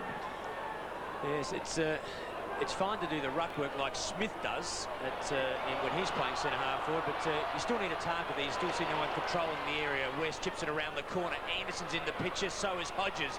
He taps it to number 8, but he can't control it. He's got that nosebleed under control, though, is Gregory. McKinnon's been a good defender. Hasn't given Anderson much of the ball at all. But I'd still try and get him into the play. There are 3 things I'd do. I'd get Ingerson on the ball. I'd take Arnold from the ground and put Reimers to centre-half forward, and I'd put McKinnon, who's got more class than any of them out there, in around the footy. Yep, that's fair enough. See if they can't make something happen, because Port have them on a break at the moment. Ruck work by Ingerson and Reimers, players that Stephen Trigger's just been talking about. Stevens cuts through the pack. He's caught though brilliantly. Good effort, Swert. Better effort, Smith, to take him off the ball. Plenty of body work. And Ginnivan ties it up at the bottom of the pack. 42 plays 69. The Dogs at the 16-minute mark of the 3rd quarter. They're having flashes of their season before them. Poole goes back to Darcy, who butchers the footy in the end. Now it's a race between Healy and Smith, and Northeast on the scene. Well, they run him down. He's got to get a free kick, surely. Stood his ground pretty well. He did. He's a left footer. He wants to go on with it quickly. He's got McKinnon in space. Needs to bounce. Collects it beautifully. Good hands. Sends it toward goal. Front of the square. Conway. McGowan back of the pack. But it's off hands. Need an important punch. just got the fist there. McGowan was there, so too was Conway, but Mead just an important fist. Well, they might have brought it to the front of the pack rather than let Port Adelaide take the percentage point and lose control of the ball. The Magpies are well settled, well balanced. Mead brings it back in, right to the line. Ingerson. Talk about a day of butterfingers for Ingo. It's just not working for him. His statistics so far will read a 2 and 4 in terms of kicks and handballs, and where he's normally so dominant, just 3 marks. Arnold. Poole. Competition's very good. Just a little top heavy in the wrong places at the moment, maybe the Bulldogs. Carter to Smith, who since quarter time probably has been pretty well covered by Hereda, and then Brian kicks it out of bounds on the full. Magpie fans love it. Like vultures, aren't they? Well, they should. Their team is making Central rush their work. Spiro Malakalis, a brother of Tony, inside to the 50-metre line, kept in front. Stevens has made something of an impact. It comes across the top to Schwert from McKinnon. Now Ray Windsor, and the short pass is all right to Wakeland. He hands it back to Ray, and he puts in one of the most awkward kicks you'll see in a long Sunday. Spoiled forward, shoveled forward by North East. A little lucky not to go for holding the ball, and here's Rowan Smith. Rowan Smith steers it up towards half forward. Hodges well and truly out. Reimers takes him on and beats him this time as he goes through the centre of the ground. High and taking a beauty was Arnold. He went on, didn't he? He was off. Well, he played on, and Brian Lee's had him done. Now he takes the ball. See there, he just tries to escape. Quite see it that clearly from our picture, but take our word for it. He was off. Gurdam and Stevens work it out. McGowan under pressure, and that's Port Adelaide's trademark, isn't it? They'll just keep them under pressure, and it's not working for them under pressure at the moment. Conway's there. This is Carter. McGowan's in the way. West is there. Swert is caught. Hocking can't get loose. Finally a rush kick, and that's all they seem to be able to get forward. A chance now, Wakeland can't take it. VRG, he goes backwards. He wants Geneva, and the skipper won't let him down. Precision kick too as he finds on a wing Brian Lees. Peter Green getting set to come back onto the ground as Lees puts it to half forward. Stephen Williams, tough little legs working hard. Gee, we've seen some rainmakers today in the old-fashioned term. As Hereda takes it. Stood pretty tall, Brian Hereda. 5 marks to half forward. It's taken by McGowan. Love to see him in the centre. Half forward he goes, has Wine. One further on is going to be Laird if the kick is accurate enough. It is. It's perfectly weighted, and Laird takes it and then hits the deck very hard. Well, let's look how wide Centrals are going. True. They just go wide all day. Port Adelaide are letting them get the easy kicks out wide. It's not a worry out there. They don't let them get any kicks down the corridor, do they? They really preserve that territory. Yes, it's a good point. To the head of the square. Conway, can he take one? Not this time. Wakeland off hands, but they need some zip underneath the packs. Not this time. And a little bit of a blue. Carter, what's he going to do? Thought he'd given it away. Tim Cook. 1 goal, kicked it in the second quarter. They need a bit more from him. A chance now for Geneva. The rush kick forward is good. They converge on it. The Dog. Stevens is there first, uses his pace. Smith almost gets to him, and he pushes it out once again, taking David Mackay's theory a bit too wide. Hocking dances around Smith. He's caught. Held onto, though, is the correct call. The Doggy fans love it. Just want to get the runner out and say, let's play the corridor, Bulldogs, and let's make a game of it. They're just being forced wide, forced wide. Well, that's right. They're playing someone like Arnold at centre half forward. You might as well hit him and find a competition. Yep. White. Almost. As Fabian Francis on the interchange bench, and the Port Adelaide runner talking to Stephen Williams at the moment, and Clive Waterhouse. So just restructuring. One of those maybe. He'll pull the moves before he takes the player off. Green slips one to Wakeland. What can the kid do? A lot. Out the full. Pressure. See where he's kicking from again. Look, I'm probably being too hard on Centrals because Port Adelaide are the masters of making you go wide. They did it to Norwood last week. Norwood after the game just couldn't believe how much further they had to run and how wide they went, and they couldn't centre it up. But Port Adelaide, their game plan is fantastic. They are the Zen masters of making you go wide. Stephen Williams will have a rest as Fabian Francis comes on. Brian Lees kicks it long to half-back, outside of the danger zone. Geneva's contest was all right. Gave Carter a chance, half forward now. Darren Smith attacked the football with some fervour. Couldn't make much of it, though. Central are rattled. They're still within arm's reach, but they're rattled. I don't like the way that they're getting to the job at the moment. It's not free-flowing, as David's suggesting. It's not through the main part of the corridor. That's Central corridor. And the balance just doesn't seem quite right. For all of that, they're only 26 points down. A chance now for Spiro Malakellus, who wanders through players with a bit too much ease. Good tackle Arnold on Ginnivan. Green goes to ground. Foster's got him. Carter's done by, that was Girdham, Stevens and Waterhouse. It's pretty hot out there at the moment. Everybody making a ditch effort. Central realising it's getting a bit late in this third quarter. Laird recovered from a dislocated finger. Bit of luck. Green from 50 heads towards goal, but he's well offline. Port Adelaide there in numbers. Mead steers one out towards northeast. What a magnificent kick. Beautifully done. Loose is Darcy.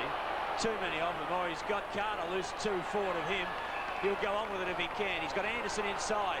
He's still got to play it on. Not tough enough, Central, on that occasion. Hodges, can he make it? Just short of a gallop now, Scotty. He'll be better for the run in this heat. The dry ground, Anderson coming off. And Williams back on again. Greg Anderson, 7 kicks and a couple of marks. 23 minutes have gone in this third term. The breeze has stiffened up from the south, which is the right of your screen. Spoiled away by Ingerson. John Cale, Stephen, will work his interchange bench now, particularly his older players, Greg Anderson, Stephen Williams. I think you'll keep Scotty Hodges out there and make him run and work him hard, because they get the opportunity, don't they, of freshening up for the grand final in 2 weeks' time. Give Alan Stewart something. He's a very patient man, showing a lot of trust as he sat with them throughout a goalless quarter so far this third term. Reimers, look out, Huey, did pretty well. He's in such rare form, I put him centre-half forward and let him have a run at it. Kicks now towards Arnold, where they're dysfunctioning. They're breaking down. Wind across the top. Green gives some ground, makes some space, and then comically makes an error. Gives it back towards Wind. The pressure's now on. Instead of being clear and free, they're under pressure. Green, round the body. Set shot, half a chance to Cotton. Plays it on. Now they're a chance in the open goal, and Cotton has number 1. Whoa, didn't that take some time? The 24-minute mark of the third term, the Bulldogs get their first for the term. Trademark Bulldogs. They were forced wide by Port Adelaide, but they work so very hard for it. Now, this is their trademark. They hunt in numbers. They work the hard ball. Jimmy Wine got through northeast. Reid did very, very well. The team disciplines here, when he got the ball, he knew exactly where it was going. That's to the point of the square. And Conway provided a terrific shepherd against Mead to allow Cotton just to run clear and kick that goal. Great team goal. The winner of this game goes straight into the grand final. And the Dogs have been the form side most of the year. They've had 3 weeks off, and it might just been too big a break. Lees is caught with the footy, hands it off to Darcy, who sends it in high and long. Lee intercepts. Goes to Stevens. Waterhouse has made sure that ball is out of play. There he is, number 15, Scotty Stevens. Heavy body work from Clive Waterhouse. Darcy stays over it. Oh, and he does well to break clear, doesn't he? Goes out wide to Paul, who's sitting out there by himself. He steers one into Hodges. Back of the pack, Williams. Open goal. The veteran has done it. Number 10 with his first. Had a spell on the boundary. Came back on, and that's what we know him to be. A half-forward opportunist. Errors hurt. 25-minute mark. Watch this go behind. McKinnon's so very, very good, but as soon as you let it go behind, you don't have a play on it. And when you're barreling home and you get within 20 points, to have it go down the other end so quickly and score is very hurtful. 75 plays 49. It's one goal I don't think you'd budget for in this game. If you're Alan Stewart, it really hurts. Half forward, loose ball. They converge on it. Laird can't do anything. Watch for Smith, wind in underneath. Holding the ball. The umpire says no. Darren Smith being a little argumentative.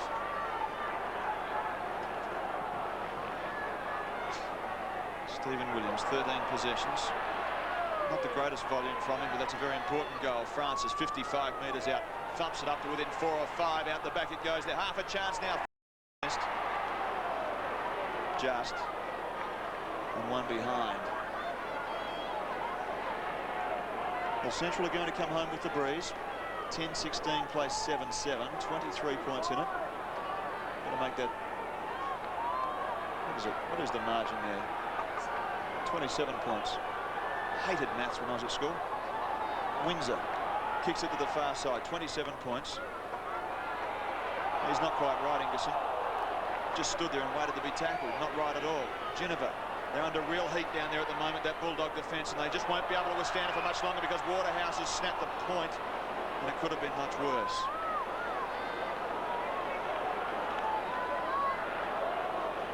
.28 points the difference. 10-17 to 7-7. Very low scorer. The second semi. Didn't have too many in the first semi either. 17 played 15. So not a big number of goals coming on a perfect day for football. At the back, Healy let it out. No play on it now though because Rowan Smith has a chance. Pushes it forward. Francis. They've got blistering leg speed with Waterhouse, West and Francis. Up towards the full forward line it goes, and Windsor. Well, talk about being in the electric chair back there. Shocking place to be at fullback when the ball's coming down like that all the time.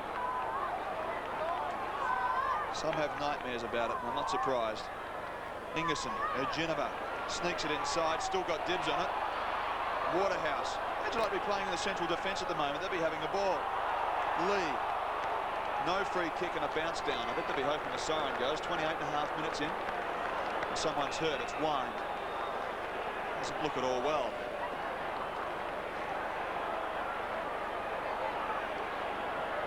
The arm's heavily bandaged. And they're calling for a stretcher. Well, Jimmy Wine, his season has been very good. And today, whilst he looks in a lot of pain lying on the ground, he's had 17 possessions. And that's the second time we've seen this little golf buggy come out. We've got no golf carts on there. But we're going to have Jim Wine very shortly. No golf clubs, I should say. Now, Jim Wine is in a lot of pain. Just have a look at it from a different angle. And he just cops it in the shin. And that's a broken leg. Oh, dear. Dear, oh, dear. Talk about having your finals chances sabotaged. That's a broken leg and a lot of pain and a lot of unsettling for the Bulldogs. And most of the experts have been saying that for a club to be successful in 1995, I guess indeed any year, you need a bit of luck. And Central have just had wretched luck right there. That's bad luck for James. Really bad luck.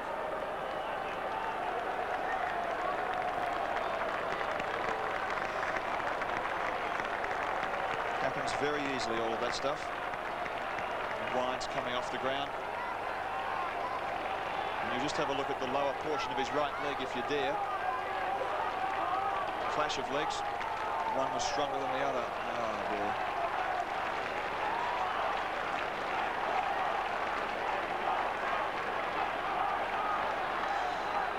Bad luck for James.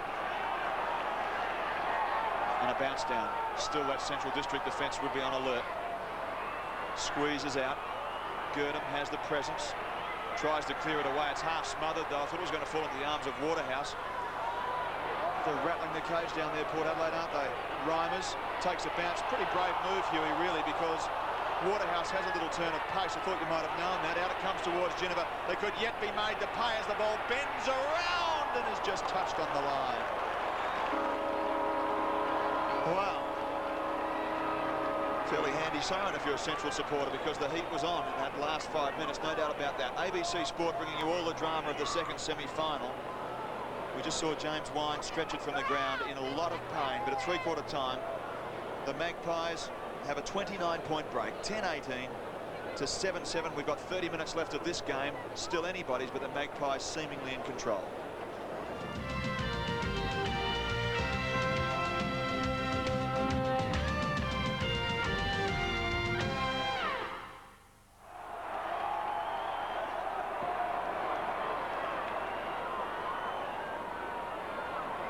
Yes, centre of the ground. The challenge is right with Central District at the moment. Finally, they've put Ricky McGowan back into the centre square. He's been lurking around the half-forward line. Darcy puts a little bit of the boot in. And Peter Green gets up and gives the footy back. 10-18 to 7-7. If the Bulldogs go down here, they will be very mindful of the fact that they gave away a very healthy start. A 5-goal-to-1 start, a 14-shot-to-1 start. As West, who can incisively get his way inside half-forward, pushes it up to where Windsor is lurking. Anderson, as you saw in the highlights, kicked a good one in the third term, back to the danger zone, right at the head of the square. This is Lee, does it okay. Stevens onto the ground in the second term. Now Lee around the body has Reimers, whose game has been pretty good. Now I, for one, just wouldn't mind seeing him. 21 possessions for Huey. Wouldn't mind seeing him have a crack at it at centre half forward. I know Ingerson's back there. But Neville, Reimers is in good touch and they need to win, so they need a score.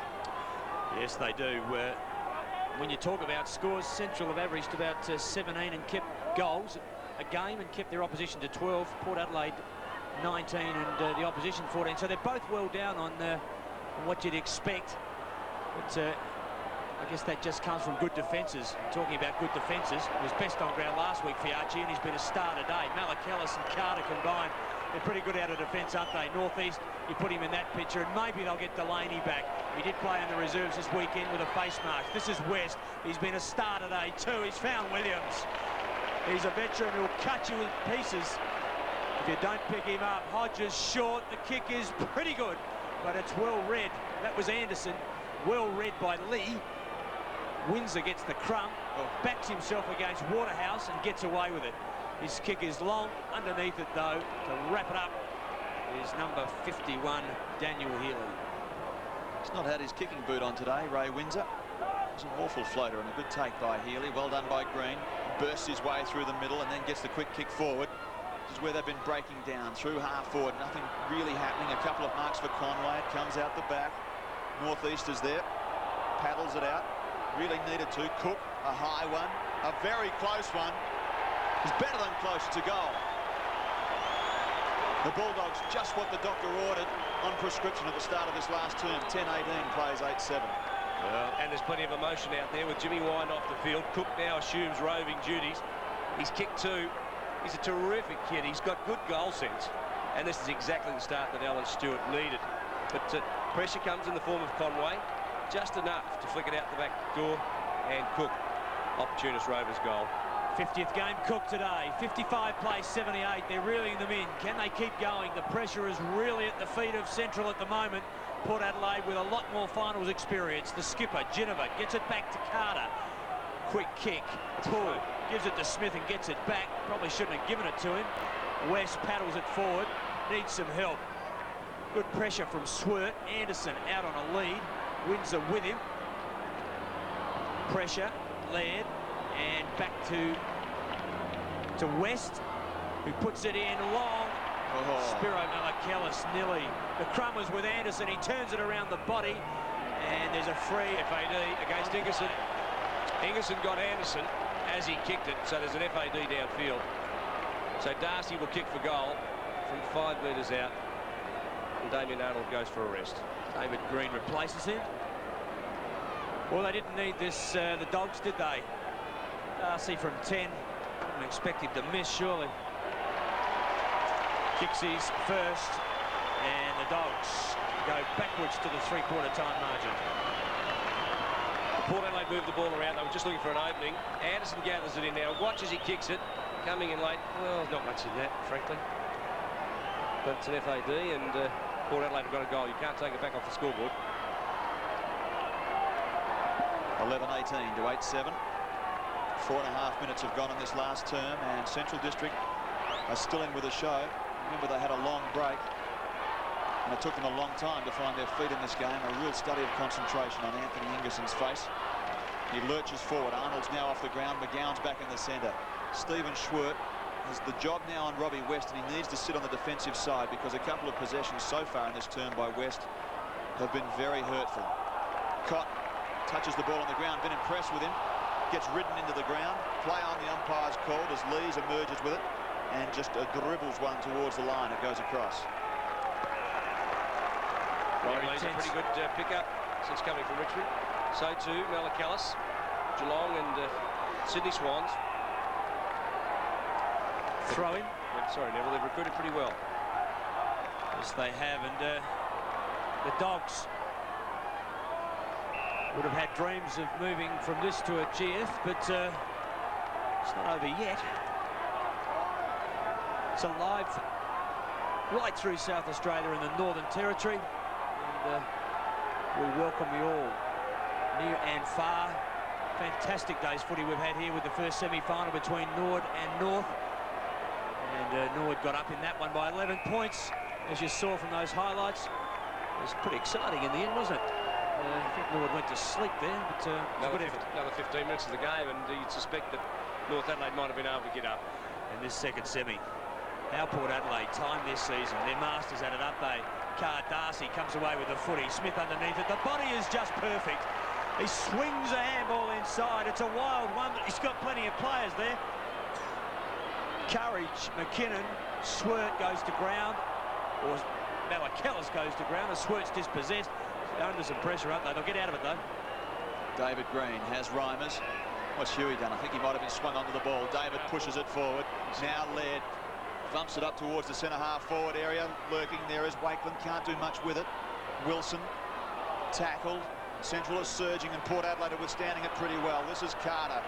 Dispatches it to the middle of the ground. They transfer it to the grandstand side where West is there. Stephen, you have to pick him up and get a bit tighter. He is the man. He is the wake-up call, Robbie West. 18 possessions, now 19. Beautifully done. It's a good mark taken back there by McKinnon. There's a little touch of class. Hands it off. Hereda. Pinpoint. And Laird won't appreciate that. Reimers has gone to centre-half forward, Stephen. So that predictable move finally made. They need to make it happen, there's no doubt about it. The ball's going to come back. In fact, it's not going to come back. They're going to play it on. As Waterhouse, you see again, they're running into Laird. Up now to half forward again for Central, for Port Adelaide. McKinnon. McGowan's in over the football. They're fighting for it amongst themselves, but finally it comes out. The endeavour's worked off. This time it comes from Stevens to McKinnon. Who's there to present themselves? Nobody this time besides black and white jumpers. He's tough, Carter. Hands it off and short circuits another forward parry. Smith's ball went astray, meant for Geneva. And West sees it over the boundary line. And you don't think Scotty Lee didn't just set the example at Tim Geneva. And there's the final score. Richmond in the second semi over Essendon. Now watch this. Scotty Lee comes in, takes the ball and Timmy, and then he lines up Rowan Smith. He set the tone beautifully. Ingerson belts it forward. Is a player held? Yes, the whistle's gone. Now, Port Adelaide have been so very good at withstanding the challenge so far today. And Central District are now starting to accelerate and throw everything at them. But that forward line, I hate to say it again, just hasn't functioned well. North East has got it inside halfback. A wonderful crowd on a wonderful stadium. And a dogged and dour demonstration of SANFL footy. It's been really good stuff. Across the top, North East has Fiachi. George has been reasonably quiet for a while. His first half was magnificent. 16 possessions for him. Wilson, far side. Dribbles one along the ground. Follows up his own work. No pressure. Finally gets it forward. Well done by Hereda. Not much between them on stats, but Port Adelaide have had twice as many shots at goal, 29 to 15. Which you wonder a bit, doesn't it, how more direct Port Adelaide are. They just get it in quickly. This is Wilson at centre wing. Oh, big jump, Darcy. Went early, hung there. Good skills. A trail by 19 points. Chance now for Tony Malachellis. He's outside 50. And Waterhouse on a lead. Anderson the same. Smith gets back there. The punch kick is beautifully put. Great lead by Anderson. And he'd want to be good because he's on his left leg, which is inside. This is the way Port Adelaide move the ball around, don't they? They just hit the body coming at them. They use the ball pretty well, and that's been their feature today. They've used the ball pretty well. So will he back himself as he looks inside to see if there's anything offering? It's all pretty tight. Be a magnificent goal if he kicked it. Gregory Anderson just to the front of the square. It's Smart, looks for the big catch. Nobody can. Chance for Fabian Francis. Green just on the ground, hands it off. I agree with you, Stephen. Very lucky. Pull upsets McGowan, doing a lot of work deep. Gives it to Malakellus. Spiro intercepted Laird. Good work out of defence. Oh, they go to ground. And what does the umpire say? Good, got one high. It's a free kick. Well. Pressure, pressure, pressure. It reminds me of that qualifier last year where it went to extra time. Wide we go. The space is made by Ingersoll. Ingo's kick to half forward where McKinnon has lost a boot. It's going to be a tough gig now without it. West is that man again, pushes it forward only as far as Laird. Laird, good vision and good poise, has found Timmy Cook at about 55 metres out. 11-18, plays 8-7. We're 11 minutes into the last term. Time is running out for the Doggies in a quest for their first ever grand final. Right up towards the line it goes. Central player was backing in. I think he was looking for a free kick, Conway. It was never going to come as Mead took the mark, plays it on, has Darcy. Darcy keeps control and just holds it up, gives them a breather on the far side. Hodges back on, Anderson off the ground. Scotty's kicked 3. 2 in the first and 1 in the second. Port Adelaide just holding it up. Paul Northeast weighs up all of the options. Shown an enormous amount of muscle through halfback this afternoon as Paul. Spoiled forward. Fiachi's there, so too is Poole. This is where they're tough in close, Port Adelaide. They just keep pushing it forward their way, and finally it breaks up for the runners, and they have got leg speed, I can tell you that. Not necessarily with Stephen Williams. With him, they've got experience. A long way from his use-by date, I reckon, Stephen Williams. He's been a wonderful contributor. Last year's finals was magnificent. And again today, he's done his little bit. Yes, he's kicked a goal in the third. He's just always there, isn't he? Just noted that kick when he ran through the centre earlier in this quarter. Just a beautiful leg. Kick put magnificently, punched it nicely as Foster prepares to come on. So John Cale prepared to use the bench and trying to keep a sharp, alert side on the ground. And he's just giving everyone a run level, isn't he? Just make sure they've all got a little bit of a gallop under their belt. Well, I think he's still very conscious of trying to win this game because it's a long way from over, and he's coaching to win at the moment and doing the best thing he can to get the advantage. Wilson goes to ground. They're everywhere down there, Port Adelaide. Northeast is intercepted by Green, and the crowd have been pretty vocal here today as they scream holding the ball again. And Foster on, Francis off. Port Adelaide by 29 points at Football Park, the Aussie Footy Show. Bringing you all the drama of the second semi-final. Port Adelaide looks set at the moment to go into another grand final. Right up to the line it goes. Jack Cale in a quest for number 10. An enormous record in terms of premierships, isn't it? Alan Stewart would just love to get the Bulldogs at the moment into the final, the grand final. The Mead kick out towards Stevens, and Stevens has been very good. A lengthy spell in the reserves for him. Right up towards Cook, who has to stand his ground and does it well. 2 goals to little Timmy Cook, and he can kick the ball, David, a long way. He can, and he has the breeze at his back, so I think he'll fancy his chances from here. He'll kick for goal from about 50. He'll have the breeze at his back. I don't think the distance will trouble him. The goals have been at a premium. We've only had 5 since half-time. Cook, 52, 53 metres out. Jags it miles too far. Looking for the distance, and how often do we see it? Well, we're 14 minutes in. And Central need a goal, and they need one now to put the pressure right back on Port Adelaide.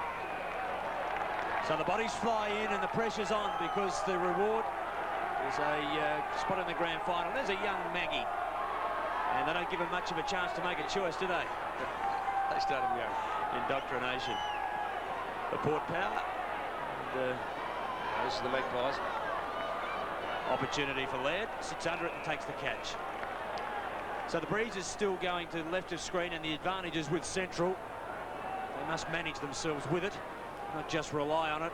The kick is in. Watch for Ingerson, back of the pack. Tries to take it, couldn't. Green opens one out to Scotty Lee, who overkicks the footy, and Mead has taken his 3rd mark on the line in the last couple of minutes. Opportunity now, beautifully done on that occasion by Conway, was it? There was an opportunity going begging, wasn't it? 56 plays 84. Lead started in ruck, and to be blunt, Arnold's had the better of him. I thought it's been a good move since going to fullback. He's played terrifically well. Just can't make a dent in them, can they? See the Magpie there at the bottom of the leg, tattooed onto the top of the sock. The top of the leg, bottom of the leg, top of the sock. I think you know what I mean. Well done, Cotton. McGowan hasn't had a good day. Cooks, Stevens, fast running out of chances. Can he kick this one? It's the post. A poster. Well, they're full thrust at it, aren't they? They've had most of the play, and it's been at the northern end for some time. How often do you see it? Port will probably take it up and kick the next goal. And Canberra picking up the tattooed Maggie. Spiro Malakellus, happy to be close to the line. Over it goes, but a bit casual by Port Adelaide there, but they still managed to keep control of it defensively. 16 minutes gone. We're on the air to Northern Territory, South Australia Metro and Country, as we've got the lights on here at Footy Park. Cook, 31 goals for the season, enjoying his 50th. Malakellus works hard. He's caught by some angry Bulldogs. There you are. It's the spirit of the grand final. I think it was done last year, but every player has it done. And very similar to the Collingwood Magpies, who after their victory in was it 89 or whatever, they in 90 they had the Maggie put on just under the tail. Goal, McGowan. Can they from here? The move to centre has paid off. He's kicked his first goal. There has been a thought that Central are better without McGowan in the centre. Not that he's not a good player, he is a very good player. But some just feel that they could have used his creativity across half-forward today. It hasn't worked. I don't wear that. He's their best centreman. Gets his hand on the football, and they should use him in the middle. Well, the crowd are having one last dip at it as well, you fear. 11-18. Plays 9-9, and we're 17 and a half minutes into this last term. There is time left, but with goals at a premium, the run of the play hasn't been free-flowing, so you can't have a great deal of confidence about it. Smith pushed forward. Laird, McGowan. This is where he starts to make things happen. Darren Smith can't muster a chase at the moment. The players are tired as Healy pushes it forward. Well done by Mead. Straight into the arms of Healy. Couple of options. Can you finish it off, Daniel, from 48 metres out? He's a very, very classy footballer. Young as he is, he gets his first from centre wing with the breeze at the back. And the Bulldogs are yapping. 11-18 to 10-9. And they're back within 15 points and perhaps 10 or 12 minutes left in this match. That is one of the greatest individual efforts you'll see. He came from half back, delivered the ball, and then rode his own punch and kicked a 50-metre goal on the run. Very few players have the talent to do that. 15-point margin. They've reeled it in the last couple of minutes, so the Magpies now under pressure. Watch them go from here. 18 minutes in. It's still anyone's ball game. Feed from left. It was Ingerson trying to make the difference, and he just might if he can get enough of the footy. Gurdon goes to ground. Green's there as well. Poole needs help. Malakellus comes to his aid. And we'll have a ball up at half forward. Got chance, Port Adelaide crashing in now and just closing down. Would that be predictable? No, that's exactly what they'll endeavour to do. But Alan Stewart has built a side that will not give up. That's their hallmark, their trademark this year. Healy. Fabian Francis waiting to come on the ground. Chance. Swirt does well. Watch Smith. Caught. Half volley was led. Plenty of pressure. Mistakes are plenty. And Ingerson takes on Reimers and beats him. Not that he had to, they just didn't talk. Harada gives Smith the slip. Gets the ball in long. They'd love a catch here. Conway's got it. The big fella, number 33. Has 3 goals, all in the second quarter. McGowan's there, so too is Wakeland. Well done, Northeast. A chance for Cotton, he goes to ground. Smith in the back play. Green, a chance for Healy around the corner. Oh, wouldn't he be a hero if he'd kicked that? Offline, 1 point. Wouldn't he rot? Now look at the physical vigour. Centrals are not intimidated. They've played poorly today, let's be blunt, but they're back within 14 points. the experience on the bench. Anderson and Stephen Williams. Anderson getting ready to come back on. And players from both sides, I can tell you, are dog-tired. I was watching Darren Smith a moment ago, and he just couldn't go. Just couldn't get the wheels moving. Darcy has a look at Lees, well spoiled by Ingerson, who looks to have a bit of petrol in the tank still. That's the other thing about Herrera at centre-half-back today. He hasn't exploded away and made Darren Smith chase him and just tired Darren Smith. They could have exploited that, I feel. It's not going to make an impact on this game, but for the stats buffs, it's worth keeping in mind that Central have never beaten Port in 6 finals appearances together. Well done by Girdham. He's kept working. He's kept producing. Stevens inside half-forward. Who can take the mark? Wakeman. I thought he had it for a moment. Not quite. Good enough then to put the tackle on and close it down. They've had all the play, haven't they? It's spent the life of this quarter. The ball has been mostly in the central forward line. They lead by 14 points. Anderson's coming on, and your comments about Smith, Stephen, are pretty right. He's off the ground. Kale saw what you saw. A chance now for Northeast. Beautiful smother, McGowan. That might be just what creates an opportunity for Conway. Oh, goal! He's third. They're back in it. The Doggies, they're right back in it. I want an emotional high if they can overcome this last 12 points. We're 21 and a half minutes in the final term. The Bulldogs this quarter have actually managed to kick 4 goals, 3. Port Adelaide have only managed 1 goal straight, so the Bulldogs are on the fly. They did start very fuzzily. They haven't played a game for a couple of weeks, have they? But now they're back. Oh, football park's alive.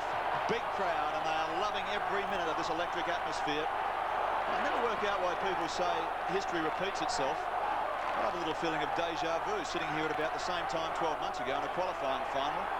And when these two went head-to-head all day, slugged it out, and they were tied away and went into extra time. So I wonder, will that little saying come true? Girdham, he's a little warrior. There he is. Sneaky, squeezes it out. Healy, beautiful searching kick, but it's not going to find anyone except for Northeast. He's been terrific today. Tough as nails, this fellow. 8 points. Port Adelaide defence is at 2 big finals. They were fantastic last week, and they stood up pretty well, but they're under pressure right now. Only 8 points separates these two sides with a couple of minutes off at time on. Malakellas looks for the gap. He can't find it. McGowan having an impact. Ingerson too, but Cook doing it almost individually. Girdham into the square. He wants Wakeman. Play on's the call. He was edged out. Make up your own mind. Oh dear. We might have a look at it again if we can. Well, what do you reckon? Well, it's a little tap on the back of the neck, and he took a dive, did he? I tell you what, it could have easily gone his way. Either way, that one. Ingerson, Fiarchi close to the boundary, and I bet you it goes out. Well, spot on. If these two sides happen to meet in a grand final, the emotion that's coming out of today, there's some spiteful little off-the-ball incidents people don't forget. The Magpies under siege, perhaps like never before. We're talking about that new nickname. The power plant's still working okay. Ginnivan. And I described Healy as a touch of class. This bloke's something else. McKinnon. What's he done? Not so clever on that occasion. Herrera got the ride, couldn't pull it off, and it could be hurtful because Malakellas has swooped in on it. All the Magpies are swooping. They're working very hard, as is Girdham. High one. Who can take the mark? Wakeman can. Look at Cotton at the bottom of the screen. Hands up. Beautiful mark taken. Running out of chances, but at the back they've taken a mark, I think. No, it must have been touched. Play on. And the umpire will bounce it down. Well, Healy's saying that he marked it. Must have been touched. Well, Rivals was pushed under the ball by Poole. Oh, no, hit the ground. Yeah, hit the ground. Good umpiring. Need defensive. We're 40-odd seconds off of time on, and Central really need a goal now. Probably have about 4 minutes of time on. Chance for Reimers. Green's there. It's desperate, isn't it? Talk about hot in the kitchen. What Central need to do here, because they've played Port Adelaide enough times to know that they'll just bottle it up, throw everybody in on there. They need someone to crash in and belt the ball to some space. Chance for Ingerson. He's had a big impact. Cook, can he do the impossible? He's tight to the boundary line. He turns it in. Side out. Oh, I don't believe it. What an impossible shot with goal. New hero. 50 games, and would he love to steer him into a grand final? He's kicked 4 today. Now, there's only been a couple of times in his career where he's kicked 4 goals, and the 4th of his 4 today is a gem. From the boundary, under pressure, they're 8 points down. He gets the goal, the impossible angle, and he gets it through. That is great goal sense. Knew where the goals were and bent it back with the breeze. It was the perfect kick, and they're back within 2 points. Yes, just 2 points in it. Time on. Commentators say it a little bit, but that is one of the best goals you will ever possibly see. Poole lays it down. The heat is right on in the kitchen. Break your heart if you're in the bloody Port Adelaide bench, wouldn't it? West Adelaide. It's a bit of emotion up here as well. Healy. McGowan back where he belongs in the centre. They close it down. It's a feeling you never forget if you've played in finals. When somebody does something like that, your stomach just drops to the bottom and you just can't believe it. They've really thrown everything at them. The Central District runners being ejected from the ground by the reserve umpire. It's all happening. McGowan, Lees, quick kick forward. That's the opportunity that Central needed. Comes out now to Harada. Critical play, Brian. Keeps a play on it, keeps it in play until it goes over in front of McKinnon. 26 and a half minutes gone. 11-18 plays 12-10, and we're coming to you live from Football Park, right throughout this state of South Australia and the Northern Territory. I hope you're having a good time with it. Green tries hard. Gurnham's got a break. Laird gets it forward. They're a chance now. The Doggies. Beautiful take for Archie. How good has it? We saw him do it 3 or 4 times last week. Under pressure, cool as you like. Edged the player under the ball and took the overhead mark. He steers it to the bench. Wow! When you want him, he's there. It'll go back to him. He's well out of play, isn't he? Well upfield. He steers it back to where he should be right now. Sure, Carl wouldn't mind where he is. Well done, West. Down he goes. Chance now for Cotton. It goes back. Pulls in the box. See if he can get there. The big fella can. And that's a valuable catch. 27 and a half minutes gone. There'll be another minute and a half at least. Carter's got the footy centre wing. If they kick a goal here, they'll go into a GF forwards. Over the top. Swirt's got it. Plays on. Forward they go. Stephen Trigg. This is last chance. They've got space. They've got movement. What can happen? The Magpie defence structurally very good. Right on. Spot on. Middle of the ground. Spiro Malakillis picks out one, and it's his brother.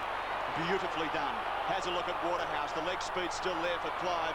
Side of the boot. Hodges, not quite the fitness. And happily sees it to the line. 28 minutes have gone as Darren Smith, speaking of 28, gets himself organised to come back onto the deck. They're a bit of a shipwreck, Port Adelaide, aren't they? They've got Scotty Hodges a bit proppy. They've got Tyler out. They've got Delaney out. They just keep doing it, don't they? I'll tell you what, though, they'll need the week's break if they can get themselves through this. They've got some sore spots, and Scott Hodges, for his great comeback, is sore and tired, and he'll need a week's break. It will do him the world of good. But as David said, if these two, well, Neville, maybe you said, if these two square up in a grand final, it's really going to be something. Lots of work to be done. Port have done it. The fists punch the air triumphantly, and Port Adelaide again have thwarted a Central District opportunity. 28 and a half minutes we had in that last term, and Central District look disconsolate at the moment. They've failed in their mission by 2 points. To be fair to them, after a 3-week break, a 2-game break, they gave away a 5-goal-to-1 head start, and they just weren't able to quite bring it back. Great respect for them, very courageous, they worked very hard, but at the end of the day, they're going to have to face up to a cutthroat game in next week's preliminary final against Norwood, and it just isn't easy because Norwood were fantastic today in their demolition of North Adelaide. So while Central District, courageous, pugnacious, played it beautifully in terms of the comeback, it's all in front of them still if they're still going to make that first ever grand final for them. And for Port Adelaide, well, you just have to admire them. They keep on keeping on. They've got a toughness, they've got experience. And I think unlike previous years, they have frightening leg speed. Robbie West is very good in the middle. He's hurt them on many, many times. They've got Fabian Francis, they've got Waterhouse, so they've got leg speed everywhere. Just recapping that scoreline. After 28 and a half minutes of emotion-packed last quarter, Port Adelaide 11-18, 84 have defeated Central District by 2 points, 12 goals, 10.